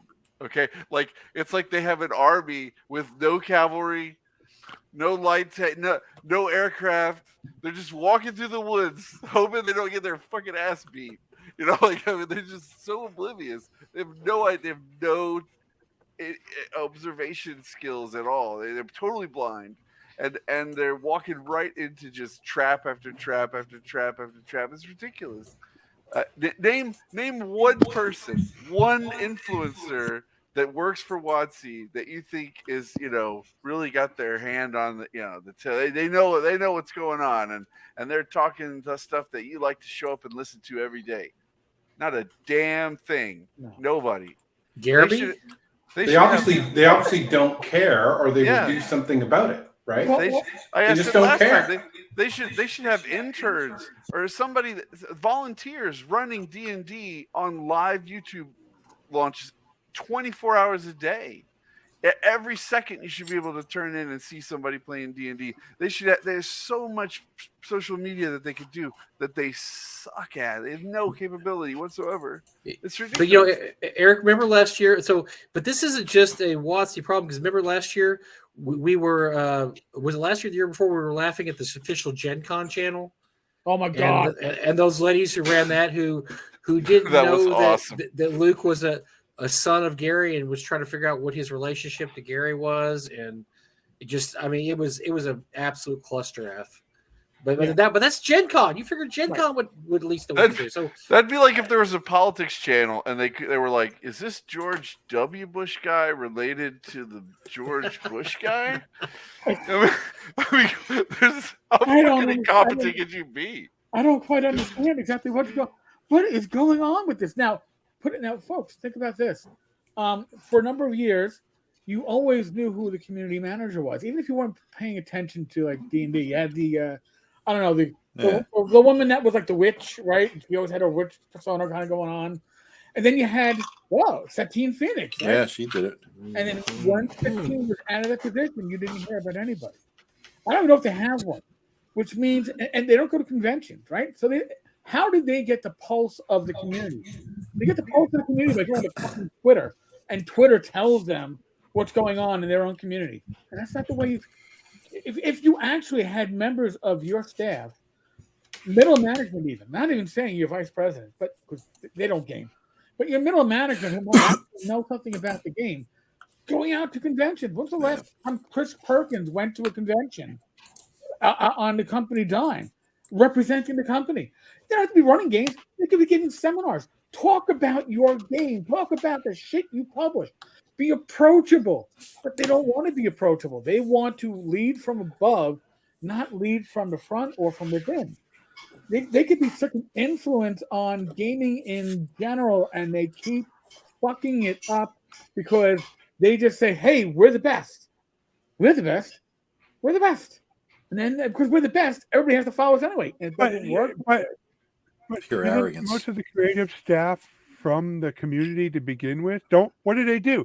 They get lobotomized and didn't realize, no longer remember how it was when they were on their own and independent. It's a groupthink thing, Rob. It's a groupthink thing. Once you get into an organization like that, where you got to toe the party line, you can't step out of line.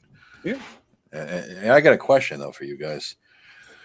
What television show in 2000 featured an animated appearance by D&D co-creator Gary Gygax? Yes, it is D&D trivia time. Trivia pursuit. Futurama. Rob with the answer. Futurama. All right. Same animation though. All right. Who co-authored the 1975 Greyhawk booklet with Gary Gygax? It's not Piers Anthony. It's one of those old science fiction author. He wrote some Munich too. No, it Paul was Anderson? Rob No. Kuntz. Rob Kuntz. I said so. Yeah. What did he co-write with? The 1975 Greyhawk booklet. He was in Cahoots with Coates. Of course. What was I thinking? I thought Quad Keep. Quad Keep. All right. Speaking of co-authors, who co-authored the medieval fantasy war game rule Chainmail with Gygax in 71 before D&D was published?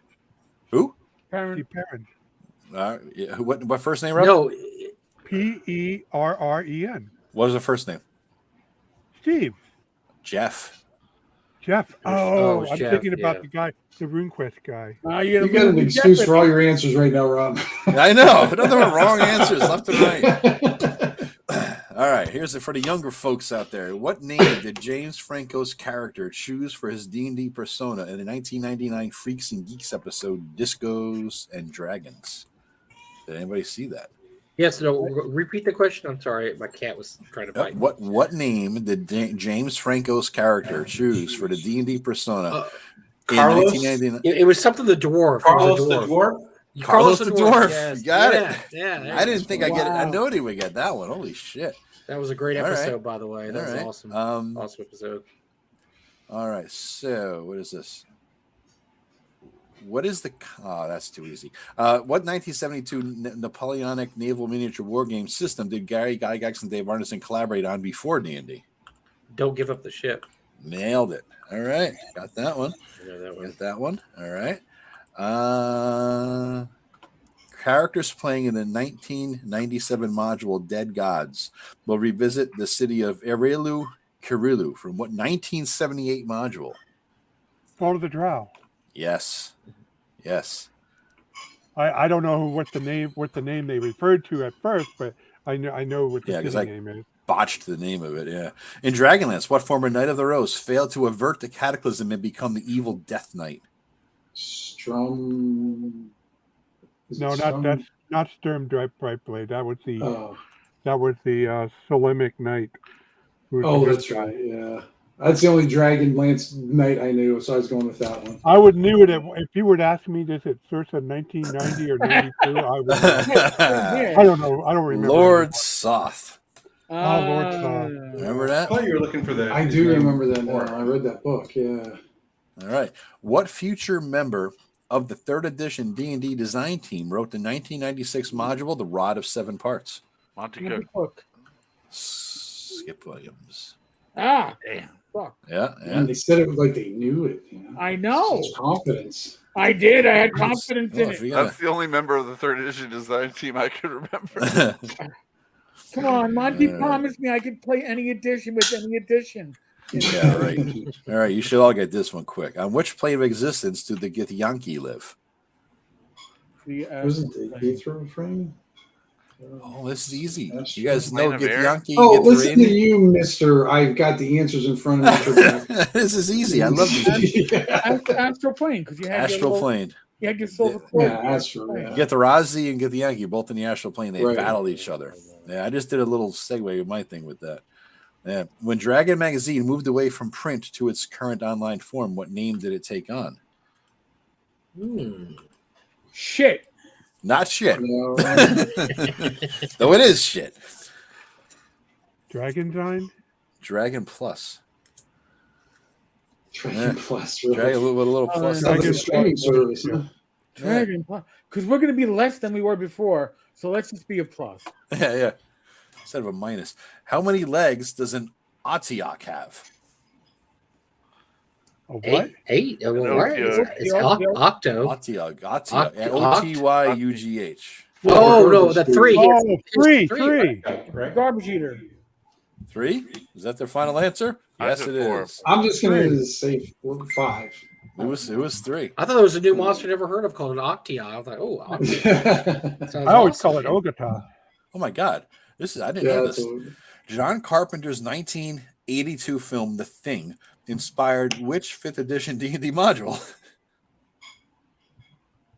I did not know this. I don't know. Icefire Keep? No, that can't be.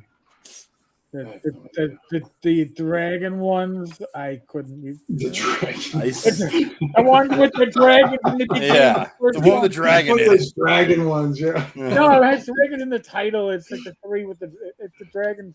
I got a signed copy. I never even read it. Dragon and the It Furries. is Icewind Dale, Rime of the Frost Maiden. Oh, never would have guessed that shit. Oh, I got two dear, that's hard funny. ones here. Yeah, I don't that's know. dragon all over. Here's one that might be easy. The demon lord Yingyu, also called the beast of butchery, uses which creatures as his minions? Knowles? No. Yes. All right. Here's a little harder one in the same line. What is the term for the celestial children of the gods of the upper planes? That's a deep one there. Would have never known this. Ask that one more time. I don't know what the answer is, but I want to hear the question.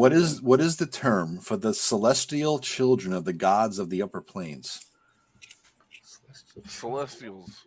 Avatars? Solars, isn't it? Are they? Yeah, It Empyreans. starts with the letter A. I just don't remember. It's no E. It's EMPYREANS. Yeah. Planescape shit. I don't remember that. Let's play game. Oh, Planescape Planescape bullshit. shit. I don't know the answer. Planescape shit. Yeah. That goddamn Planescape. Take your Planescape and go home. Planescape. Oh, Rob turned into a robot. Yes, it Robot did. Robot Rob. All right. Change What his actor battery. wrote an advice column in Dungeon Magazine called Will Save? Wolf. Will Wheaton? Yeah. Will Wheaton. Yeah. Piece Yeah, of yeah. shit. All right. What we got here? He's my favorite asshole. Will Wheaton? Yeah, he's Yes. a douche, isn't he? Out of All all right. the assholes, he's my favorite. Dragonlance fans. The one I will not like. Dragonlance fans, who was the evil wizard who, before encountering Raceland, had long used the Bloodstone pendant to extend his lifespan? No clue. It's the one that Raceland went back in time and killed. I can't remember his name. Exactly. Remember the name? Been so long since I read those books. I just Carlos remember that the plot Dwarf. line. Carlos the Dwarf. It was Fistandantilus. Fistandantilus, yes. Fistandantilus. Before there were isometric maps in Ravenloft, what 1982 module used an isometric perspective map for the ruins of Synodicia? White Plume Mountain. Oh, Silver Lost Princess? City. Lost City, right? Tom Yeah, Mulvey. Lost City. Yep. Yeah, B4, Yep. baby. B4. All right. By the way, plug. Tom Wilson has written a sequel to B4 that will be released at North Texas RPG Con this Oh, year. shit. Plug. Yes. Nice. 64 pages, man. It's a monster. That's cool. Artwork's great too. I've seen the artwork. I paid for the artwork. Cool. It's pricey. Another great product not produced. I don't know how Greg affords artwork because artwork's expensive. Because I had to pay for the artwork for the B4. Yes, it is. It's expensive, man. It's the biggest expense I think out of anything. Yeah. In what D&D adventure did Meepo the Kobold first appear? Oh, some Meepo. 5th edition shit. Sun, I like how we don't know it. It says that shit. that must be 5th edition bullshit. Sunless Rob Citadel. Yeah, Sunless Rob has his Citadel. Planescape shit. I have 5th edition shit. So. What treatise on the abyss and its denizens, written by Igawilv, first appears in S4, The Lost Caverns of Sojakanth? What was the question, though? Rob, I'm the one who's been sneaking out on the porch to smoke. I didn't see you do this. Rob's replying at Internet Explorer speed. No, I am deaf. I didn't hear the first part of it. All right. What treatise on the abyss So and it its sounded like, denizens? the lost, Egoid, the lost. All right. What treatise on the abyss and its denizens, written by Igawilv, first appears in S4, The Lost Caverns of Sojakanth? It's like Igwil something. That's a great avatar, Eric. Thank you. Does it have That is awesome. That's awesome. And the great thing was- is Rob is not even aware of it yet. It's so, it had, The starship. Hands on the buzzer. Hands on the buzzer.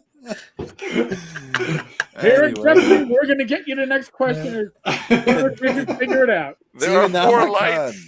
The Dinanomicon of Igawilv. Holy shit. oh, the Dynamicon of Igwilf. Yeah, How are you doing, Eric? He's trying to make fun of Eric now. Oh, in what Lake Geneva, Wisconsin Eric. landmark building was the first Gen Con held? Oh, Horticultural Hall. You got it. The Horticultural Hall. Yeah, Horticultural. I've Wow. been there before. It's awesome. That's It's tiny, horticultural tiny, shit. tiny. Yes. All right. If you are fighting an uncommonly intelligent Gorgamera named Chaucis, what 1982 module are you playing? 82. Jesus. Apparently, you 1 year after I was born. We're having some pronunciation difficulties. Yeah, well, it could Hey, be. he's still better than I think. The Lost Caverns of Sojakanth. I didn't know they named him. That's weird. Yeah. There's a name. I'm gonna have to go look. What is it here? It's like names. What's the term for an object in which a lich stores its soul? A phylactery. Oh, Phylactery. Phylactery. Oh, God, I can't pronounce it. Phylactery. I had to change my avatar to get that question right. Each one's better than the that's last great. one before. That's great. God, Where looks are like you a now? zo- Twitching Creepy again. zombie. That's- Creepy yeah, he does zombie. that creepy little twitch over there. It's like, We've got 2 Kyles. God. What happens to the body of a Modron after it is slain? Oh, it turns Dissolved into like, dust. it sprinkles or tinkles or something like that. Disintegration and turns to dust, leaving behind anything it was carrying. I thought it Right. exploded in a shower of gold pieces. That would be nice. So all the adventurers want. What 1972 hexagonal board game produced by Avalon Hill did the original D&D rules recommend using for overworld adventures? Rob, come on, Too Rob. easy. You got it, Rob. Too God. easy. You're born for this one. Well, Yes. Or survival. I only heard every other word. Shit. all right. Your connection must be bad, Rob. Because Yeah. It's hard down in there in the basement. That's true. Yeah. Bad No reception, connection isn't down it? Randy's there. got her shovel for all that Kyle shit we've been seeing today. And for those that don't know, additional trivia, Greg's 4 Mecha Dungeons are set in a world that is based on outdoor survival. Oh shit! Line them up. know that. Look at the map. Look at the outdoor survival map, and Did look at not the know that. modules. You can Interesting. line them up. Yep. And I feel dumb that I didn't recognize that until somebody pointed it out online. I was like, oh my god, of course. What was the first published D&D adventure to feature Yonti and Bullywugs? Forbidden City. The Yeah, the Forbidden forgotten. City. Yeah. Yes. I won. Yes, Awesome. you got Love it. that. My You favorite. got it. All right. I used that one a lot. In what 1976 TSR booklet did the Druid class and Psionics first appear? Blackmore. Wrong. Oh, 1976. Eldritch Wizardry then. It was. It was. All right. What is? Oh, fuck Waterdeep. Fuck you, Waterdeep. Pussy ass city. Waterdeep. Oh, we got that one. Yeah. All right. Oh, here's a good one. Who designed the 1975 Dungeon board game? Oh, shit. Oh, I've met the guy many times. Played with him. Dave McGarry. Dave McGarry. Oh, I You should got know it. this. You got it. Yeah. I would recognize it if I. Nice guy. He got cheated out of a lot of money. Really? Lots of money. Nice gentleman. Yeah. In what published D&D adventure did the Gibbering Mouther first appear? C1 lost to Mohican. Yes. In the original tournament, it was Thazaltiatl the Mother. Okay, good for you. All right. What printing of the original D&D was the first to appear in a white box rather than a brown wood grain box? Ooh, that's actually a good question. Yeah. The fourth, yeah. It was fourth. Well, what was the It was question? fourth. What print? What printing of the original D&D was the first to appear in a white box rather than a brown wood grain box? Oh, yeah, fourth printing. Oh, I never played this, but you guys might know it. In the Baldur's Gate computer game series, who is the plucky thief and later mage that was a childhood friend of the protagonist? Oh, it's been so long. The only thing I know it's of that is so long. go I for never the played orange it. blue. Go for the Those are orange. great soundtracks for those video games, by the way. Yeah. Yeah, Yeah. IMOEN, it looks like. Is the name. MON. Yeah. Okay, I remember now. Okay. In what 1975 TSR booklet did the monk class first appear? Oh, Yeah, what- crap. Playboy. Booklet? Yeah. Blackmore. Blackmore. It was, yeah. Yeah. What is the name of the eponymous princess in B3 Palace of the Silver Princess? Oh, we all played this one. And none of us know the answer. Arwella? You're around it. You're circling Argenta. You got a good memory, dude. Argenta. It was an Yeah. A. It was an A name. Damn, man. All right, let's see here. I pre-selected some questions. Now I'm going really quick. Oh, here I for the Drizzt fans. What barbarian hero was companion of Drizzt and a member of the Elk tribe in Icewind Dale? Wolfgar it was. Wolfgar it was. By the way, trivia there too. Wolfgar was supposed to be the hero of that series. No shit. After our Salvatore wrote it, he started getting all this fan mail about Drizzt. Like, that dark elf is awesome. No shit. If you read the books, Wolfgar is the hero of the first book, and after that, they start drifting over to Drizzt as the books go along because he realized that people like Drizzt better than Wolfgar. So He was kind of a stupid moron, you know. Then they killed him off. Didn't they? oh, who? R.A. Salvatore? No, Wolfgar, maybe R.A. I don't know. R.A. If he's stupid, God bless his stupidity, because that motherfucker is the only one who made money like that off of D&D books. I mean, Jesus Christ. All right. In what early TSR periodical did the rules for the Ranger and Illusionist class first appear? Strategic Review. Yeah. Yes. That's right. You're right. Yes. They said periodical, not booklet or something. Yeah. Yeah. All right. Kyle looks What? sad. A Periton resembles a composite of what two animals? A stag and an eagle. reindeer. Stag and an eagle. Yes. Stag and a bird. Doesn't say what kind, but yeah. Yep. All right, this is a knee. I'll throw you a bone for that horrible fail. What wargame club focused on medieval rules did Gary Gygax and Dave Arneson both belong to before working on D&D? Oh, this is a LARP answer, isn't it? It Come is. on, Rob. Yes. Come on, Rob. Was it the Domesday Society? No. Yeah, the That was Catholic the devil. Crusades. Yes, Eric. Good Castles and job. Crusades Good one, man. Society. Good one. All right. The Doomsday Name? Book was what you're thinking about, which is part of the whole thing too. But yes, Speaking of the Doomsday Book, that's an answer to the next question. In what fanzine dedicated to medieval war games did Dave Arneson first publish Facts About Blackmore, the Doomsday Book? It was the magazine of the Castles and Crusades Society. yeah, it's. Yeah. I had a Nice. premonition. That's why I'm Kyle. Nice. You see? I told you you'd like the OGL, you'd like it, and shove it. I mean, I didn't say that out loud. I was just thinking it. Didn't really say it. If I had said it, I would hang my head in shame. This was before you heard about it, though, right? I never heard about it. It was on the refrigerator in the employee lounge. Somebody picked it, new OGL, and it had a 1.1, it had a 1.2, and a 2.0. And I was like, let's put out the 1.1. And they said, oh, take that back. We'll put out a 2.0. Oh shit, 1.2 comes before 2.0. And I said, put out the 1.2. And then I was like, but make it a playtest copy. And they're like, how do you playtest an OGL? I was like, don't worry about it. They're retarded. They're stupid. Just tell them playtest. And then like 15,000 people called it stupid. And then we had to take it back. And then we gave Creative Commons to Forgotten Realms because that's what we do. So, Eric, I see that you finally took the opportunity to consume that fancy piece of candy I gave you last time I saw you in New York. If I had, you wouldn't need an avatar for Kyle because Kyle would be fully channeled by Tenkar. Oh, I would have insights into his mind that you would not believe. Oh my God. I'm already feeling the effects. It's amazing. It's like lightning strike. Really. Kyle, I can't take about it. this. God. All right. Name two of the three possible effects of being sprinkled with pixie dust. Would not have known even one of these. Flight. Oh, jeez, I have no idea. Who's Flight. a resident drug user here? Flight is one. Confusion and magic slumber.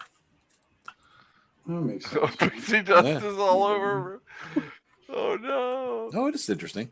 What famous module is featured in the novel Ready Player One? Ooh, Tube of Horse. Tube of Horse. Yes. Yes. Which, by the way, it sucks the movie left that out. That ruined the whole movie for the fact that left it out because it's a huge plot point in the book. Huge.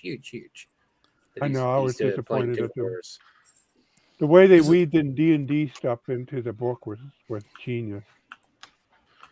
Yeah, the movie just maybe left they it all were out going to for do whatever this reason. movie, but WotC was like, look, for every profit you make over a certain amount, you have to pay us 25%, and we that's when they learned it. control your IP,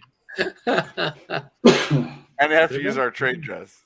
Ooh. What does the L in David L. Arneson stand for? That's a deep geek knowledge thing right there. Wow, I don't even know that one. I was looking at you right away, Rob. You're the only one who would have known that one. No, I don't. Lance, I know you like Arneson. I thought you might have. All right. Whoa. Sorry, man. Okay. Who was the editor of the 1980 Deities and Demigods and designer of White Plume Mountain? Lord Schick. Lawrence Shirck. Lord Schick, who Yeah. Lord Schick, who now lives in Ireland, and he was a guest at the con several times, but he is a huge translator of Alexandre Dumas's novels. Alexandre Dumas wrote a lot of shit, a lot of stuff that was never translated to, and so he translates a lot of Alexandre Dumas. More trivia there. More good trivia. All right. How many solars are said to exist? 7. Let's go to our chat, see if anybody knows out there. How many solars exist? Because none of us know. Take a chat question. By the way, another piece of 24. Lord Schick trivia. When he was at the con 24. one year, when Lord Schick was at the con one year, Doug told him that, hey, you can eat and drink free, by the way. And so he thought it'd be a great idea to go to the bar and say, open bar, everybody gets to drink free. Oh, God. On my tab. Oh my God, that's awesome. Doug was not happy about that. No. 42. Doug had to explain it was just for you, not for you to open the tab for everybody. So, Which of I Gary gotta go. Gygax's? What was it? Was 42 right? What was the 24. answer? Oh According yeah, it to- was 24. Yeah. According Oh, to okay. Wiki. Forgotten Realms Wiki. Wiki cheating bastard. Did somebody say they're going? Is that Greg? You Yeah, have that'd be to go? me. Give me a good All right, one. man. Then I gotta go. All right, this is for you, man. Which of Gygax's children played the character Melf? That'd be Luke. That would No. be Luke. Yes, Luke. Yes. Yep. Is that your Yep. final answer? Oh, here's a deep one. What friend of Gary Gygax played the character Leomund, famous for Leomund's tiny hut? Len Lakofka. Yes. Holy shit. Check that man's hard drive. He's on his computer. I know he's Googling that shit. All right. We're on a This is my wheel, but this is my wheelhouse, man. Come on, late 70s, 80s. That's my wheelhouse. Oh, that's all right. I'm trying. That's a too easy one. What was the first published fantasy novel that was directly inspired by D&D? Interesting. That was Lord of the Quag Keep, Rings. right? Quag Keep. Quag Keep. Holy Christ! Andre you're on a Norton. roll. Yeah. Andre Norton. Okay. Yeah. I didn't know that. Holy crap, man! All right. What adventure was included in the 1981 expert set? Island of Dread, wasn't it? Yes. Tim on the board for. I got one. Woo. Oh yeah, so I'm on the board for a point now, man. You're on a roll, Tim. At least I'm on the board. Yeah. Nice. Oh, all right. Speaking of Isle of Dread, what creatures, which look like a cross between raccoons and monkeys, glide between treetop villages above the Isle of Dread? The What's the Tabaxi. executives? The Tabaxi. It's back to your cat people. It was Thanaton. Yeah. No, Tabaxi. I know that. It's the Coast Executives. Come on. Yeah, I've only got like 3 or 4 versions of that damn adventure. I don't know that. This one. is you can redeem yourself with this kind of easy one here. What fantasy author wrote a piece for the first issue of Dragon magazine that explains D&D to Fafhrd and the Grey Mouser? Fritz. Fritz Lieber. Yes, it was. I think it's Liber, actually. I think it's how you pronounce it. Yeah. I read that somewhere. That's why I just go with Fritz. Which of the ability scores of a demi-lich sure. is the lowest? Strength. Wait, what? Which of the ability scores of a demi-lich is the lowest? Charisma. There is Strength? I don't know. 'Cause he doesn't My have bodies? the one I have has no stats. It's just a monster. It doesn't need anything. The answer is strength because it just He floats. doesn't have It has no weight. Yeah. All right. From what by the Marvel way, comic? trivia about Fritz Lieber. He was absolutely in love with Gary's wife, Gail. Gary, not Gail, his first wife, and he wrote her love letters. Which No Gary way. She Really? has, and Gary used to joke about it all the time. But yeah, he's got a crush on my wife. He writes her letters all the time. I think Eric, you were confusing him with Eric, who's in love with Gail. So Well, got him switched up. Kyle will earn his new spot in the heart, I'm sure. God. From what Marvel comic did Greg Bell swipe the rearing rider that he drew for the box cover of the 1974 edition of D&D? Wasn't Conan. Doctor Strange, wasn't it?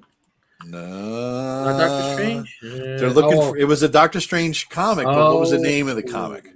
Strange Tales. God damn, dude. Holy I'm telling you, this is my wheelhouse, brother. I guess so. I didn't think anybody would get that one. Holy fuck, man. All right.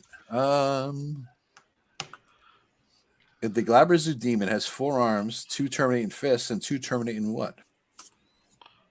Penises. Crab claws. Pincers. Pinchers. Pincers. Crab claws. Judges, can we take crab claws? Yes, we can. We're gonna make sure that's in the next 1D&D. When the soul of an evil mortal sinks into the 9 hells, what kind of monster does it become? Oh, that's an easy That's one. a Product line developer. Yeah. Oh, executive producer. Come on. I'm burning here in hell. Or is it a quad or is it a main show? Lemoore. Lemoore. Oh, Oh, that's right. Lemoore. Yeah, the squishy ones. Yeah. Yep, that's all they are. Little slugs you step on. Yeah, big poisonous evil slugs. Who painted the iconic art for the 1979 Dungeon Master's Guide depicting creatures fighting a scimitar-wielding Ifriti? Oh, Dave Sutherland. Yeah, I was going to say, wasn't that Sutherland? Yes. Yep, it was Sutherland. All right. What 1993 Greyhawk adventure used a notoriety record chart to determine how strongly the party would be resisted? That's a good one. 1993? 1993 Greyhawk adventure. City of Skulls. Yeah, but the great Carl Sargent was doing all that stuff, man. That was a great mechanic that the only time I saw that used was the Night Below box set, which used really. He did it. It was Carl Sargent wrote that too. That makes sense. He was. Well, what mechanic was that? I didn't quite hear it. It was a reputation mechanic. So what happens in City of Skulls? Your party goes in there to rescue somebody, and they can't defeat everything because it's an entire city of evil. But the more things they do, they have more and more chance of triggering a huge response, depending on how much notoriety they get. It's like levels of alert. You want to sneak around, not do things, because the more notoriety you get, the bigger chance you have of. Oh, gotcha. See, that's the kind of innovation that Wizards of the Coast is eliminated. Right. We burn that. Just put it in the flame. Keep nice and warm. The Night Below there was a Kuatoan city beneath the earth, and the more your party did to disrupt that city, because it's a whole city, you can't defeat every Kuatoan in there.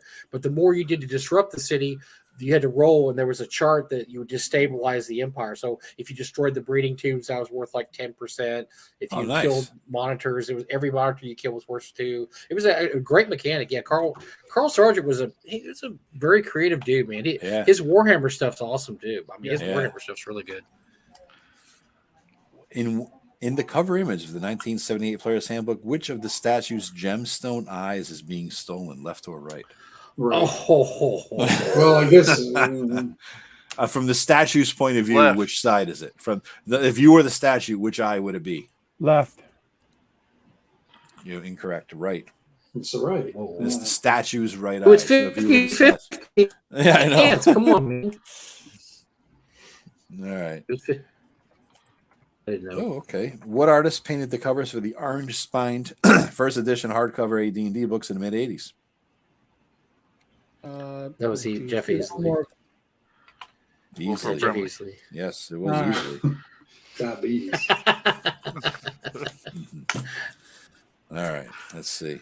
Well, one final question. What do you think? One final question. Good. These are good questions. John did a good job. It's a good game. It's Question a good game. 2.0. Who put this together? Who made these? I didn't even know. John Peterson. John Peterson did. Did he really? Okay, I didn't know that. That's good. Yeah, good for him. That's probably on one of the trivia questions there. Yeah, right. Who made this game? Getting myself all loose. I see that. Cal's flexing, getting ready. Out. I'm looking for a good one, guys. Ready for that one D&D question. That one D&D. The one question to rule them all, and in the darkness find them. What are the categories for this thing? I don't know. They're like green, yellow, orange. If I could discern, you don't even know the categories. No, I'm just looking. I could tell just by looking at them. Though it's some are spell. I think the first one they're all spell questions. I ignore those because we're all talking 5th edition. We wouldn't know the answer. The second one, the yellow one, is history, right? It looks like the third one is orange and it talks about creatures and monsters. The fourth one is pink and it's all adventure questions. Right. And then I think that the blue one are all about settings. And I don't know what the fuck the purple is. Just random weird shit. So, miscellaneous. Yeah. All right. So speaking of miscellaneous, which layer of the abyss is a savage wilderness of ocean and jungle, where Demon Gorgon reigns from 2 skull-topped towers? What was it called? Not looking for a number, looking for a name of it. WotC headquarters. And Bruce Bad Mike gets the win on this one because, as you can see, the flames are getting higher and higher around me. And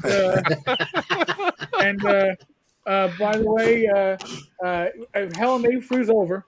That might be that might be what happens here. I don't know. It could be. Oh yes. God. Nice. This is my preferred climate, by the way. Icy hot, because at Woods of the Coast headquarters, if you're not on fire, you're going to be frozen out. So I like to have both going on. I freeze out my subordinates, and Cynthia Williams lights my ass on fire when I get there. So it's just it's a perfect combination. It's always good to Are destroy those white people. snowflakes? Right. Yes, and I know there's a problem with that. However, we are going to fire all the white snowflakes at some point. Oh, wait a minute. I thought the white millennials were snowflakes. I thought millennials Our were. entire staff, or actually, I should say, entire management is white snowflakes, and likely will be, the lightning strikes will come down at some point. See, it just takes a while because there's just so many of them. I think it's safe to say that the whole management is either white or snowflakes. Well, we prefer to call them, same. No. All right. The answer to the question, by the way, was the gaping maw. Gaping maw. Oh, good. Well, that fits perfectly to everything we've been saying, hasn't it? Absolutely. Otherwise known as OGL 1.1. Thank you so much, folks. I had to break out my glasses for that. It's a font on this. I don't know if Peter's anything to do with the font, but motherfucker. Jesus. We gotta fit so much because the paper costs money. Don't worry, you'll enjoy the digital version that comes out in D&D Beyond much better. It'll be available for $2.99 DLC. Yeah, you have to subscribe to get your digital copy of the trivia, but you'll get new content on a quarterly basis for just $14.99. Punctuations. Let me ask everybody this one question, because one question before we go, and it's just throw out a number, right? Mm-hmm. On a D20, 1 being a complete and utter fumble and 20 being a natural 20 critical hit. Okay. How is D&D's digital platform going to be in a few years when it comes out? How is it going to do from a 1 to 20, from a fumble to a critical hit? Where's it? I'll put it in perspective, Joe. I roll better than WotC. God. All right. That says a lot. So the WotC's in negative numbers, folks. All right. Now here, I'm gonna say this. Based upon their prior track record, which was fatal, it isn't good. All right. However, I would say this, and I don't play 5e, so forgive me for actually using this terminology. They're gonna have to roll disadvantage. All right. So I'm not saying that they're going to roll low, but the odds are stacked against them, and there is no short rest for them to take right now. Ooh. Joe, I actually don't think there's an answer to your question, because none of us knows what the holding company is going to do after they acquire Hasbro. Nice. Wow. Well said. Burn. That's a sophisticated burn there for this late in the night, dude. Watch those stock prices closely, folks. He's the only one still mentally awake. He's the only one under 40 or something, aren't you, Greg? I mean, Christ. I am not under 40, but I am close. You're not above 50, I'll tell you that much. Rob's got 38 years on you, Greg. I mean, Jesus Christ. Sorry, I had to throw somebody under the bus, and Jackson wasn't here. Now, so yeah, you had to take another shot at I had to take it. It would have been that Jackson naturally, but I couldn't. He's not here. So I'm like, look for the gray hair. Rob, all right, he got it. Yeah. Hi, my name is Kyle. I've got 2 years at Woods of the Coast. When I joined the company, I was 25. I am now 62. I think Eric's enjoying being Kyle. It really is. Quite a bit. It's a new character. Eric has been doing a great job. He's become a cartoon. Yeah. I tell you, you ate that fucking gummy, didn't you, Eric? I'm telling you, this is gummy behavior. Believe it or not, I can be naturally funny. When he goes off script, he's hilarious. Yeah, don't put me on script. On script, I suck shite. But off script, you would never read a script even if you were given one. No, that is probably true. All right, Rob and Mike, what's your number? Where's it coming in? A few 10, years from now. Because it's going to be a 5. It won't be as good as anybody. It won't be as bad as people think it is, but it's not going to be as good as. Look, people are going to use it because it's WotC put it out. There's going to be people that are going to buy whatever WotC puts out. So I'm going to give it a 10. So right, without knowing any more than we know today. Well, I got another question then. Rank the movie that hasn't come out yet, because hey, my job depends on it. So I expect to hear everybody. I'm going to say Look, I'm not completely but- bullish on it, but I don't think it's going to be an absolute failure because it does have recognizable names in there. They were smart enough to include humor in it instead of trying to make it some humorless, over serious mess. Which I don't know why fans Excalibur thing or think something. that would be a great. That would be a horrible D&D movie if you made it totally serious and no humor in it. But I predict that the difference between the audience score and the reviewer score will be larger than in Star Wars. Not as large as in Velma, though, right? Oh, Velma runs the whole board. Velma's in negative numbers on their She on their wins viewers. hands down. So, Greg, you're telling me that we have to pay for more shills, is what you're trying to tell me. That's what I'm saying. I'm saying that you will pay for shills to the point that the reviewer score might be like 80, and then the audience score might be like 25. Don't worry, we take care of that. Gap. We take care of that by paying for them to remove the audience score. So then you go, oh, the audience didn't.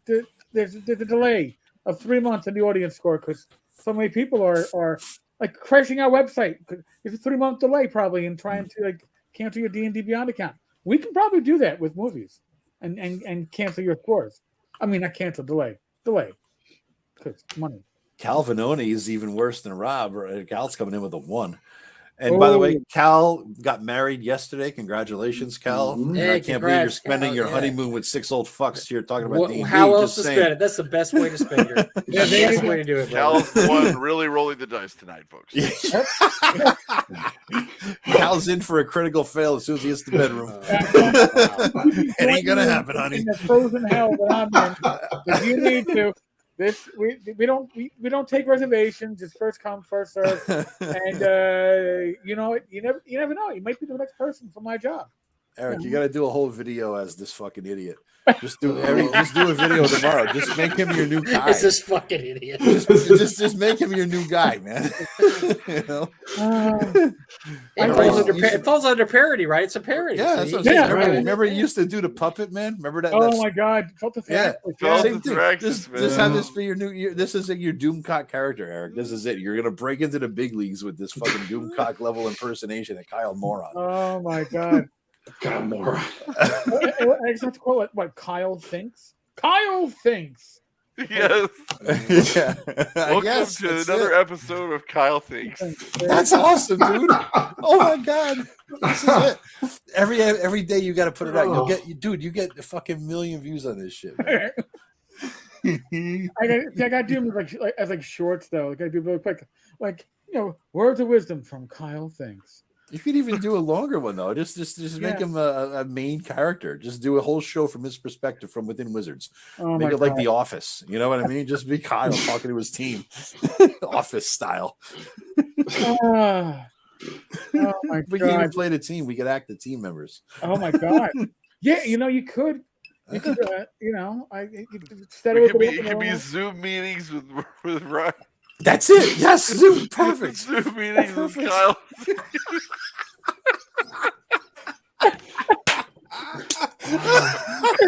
I think this needs to be debuted next week on our show. God. She's so going to do this. It's a Wednesday night debut. Oh my God! Yeah, the meeting. We'll all get an act. We'll get a script. We'll all join in. It'd be fucking fantastic. We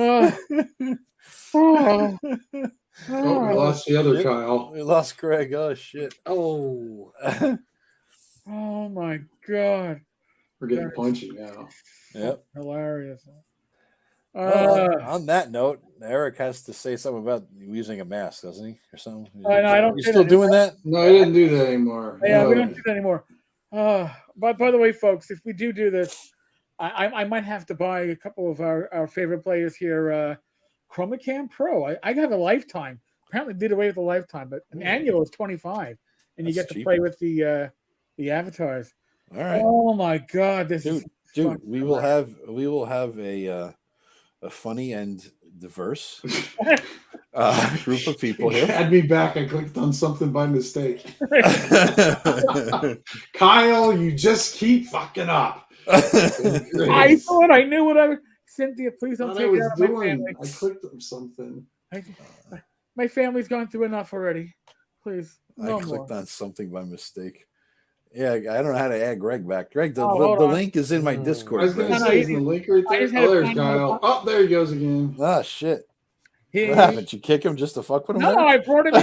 He kicked himself. Listen, keeps- this isn't Wizard. Well, this is Wizard of the Coast. You know what? Maybe I kicked him. You know, Yeah. I could have kicked him.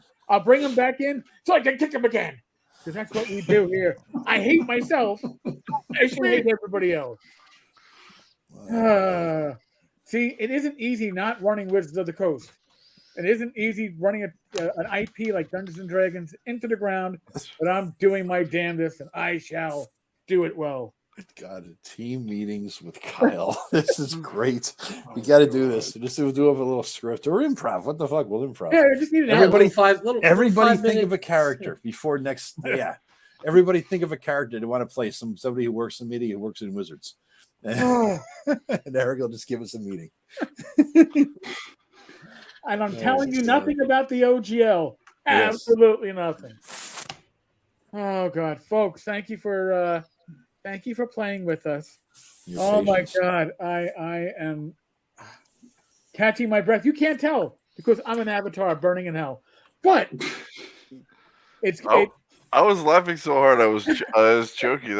I tried to hit the mute button and I hit the camera button. And that's what screwed me up.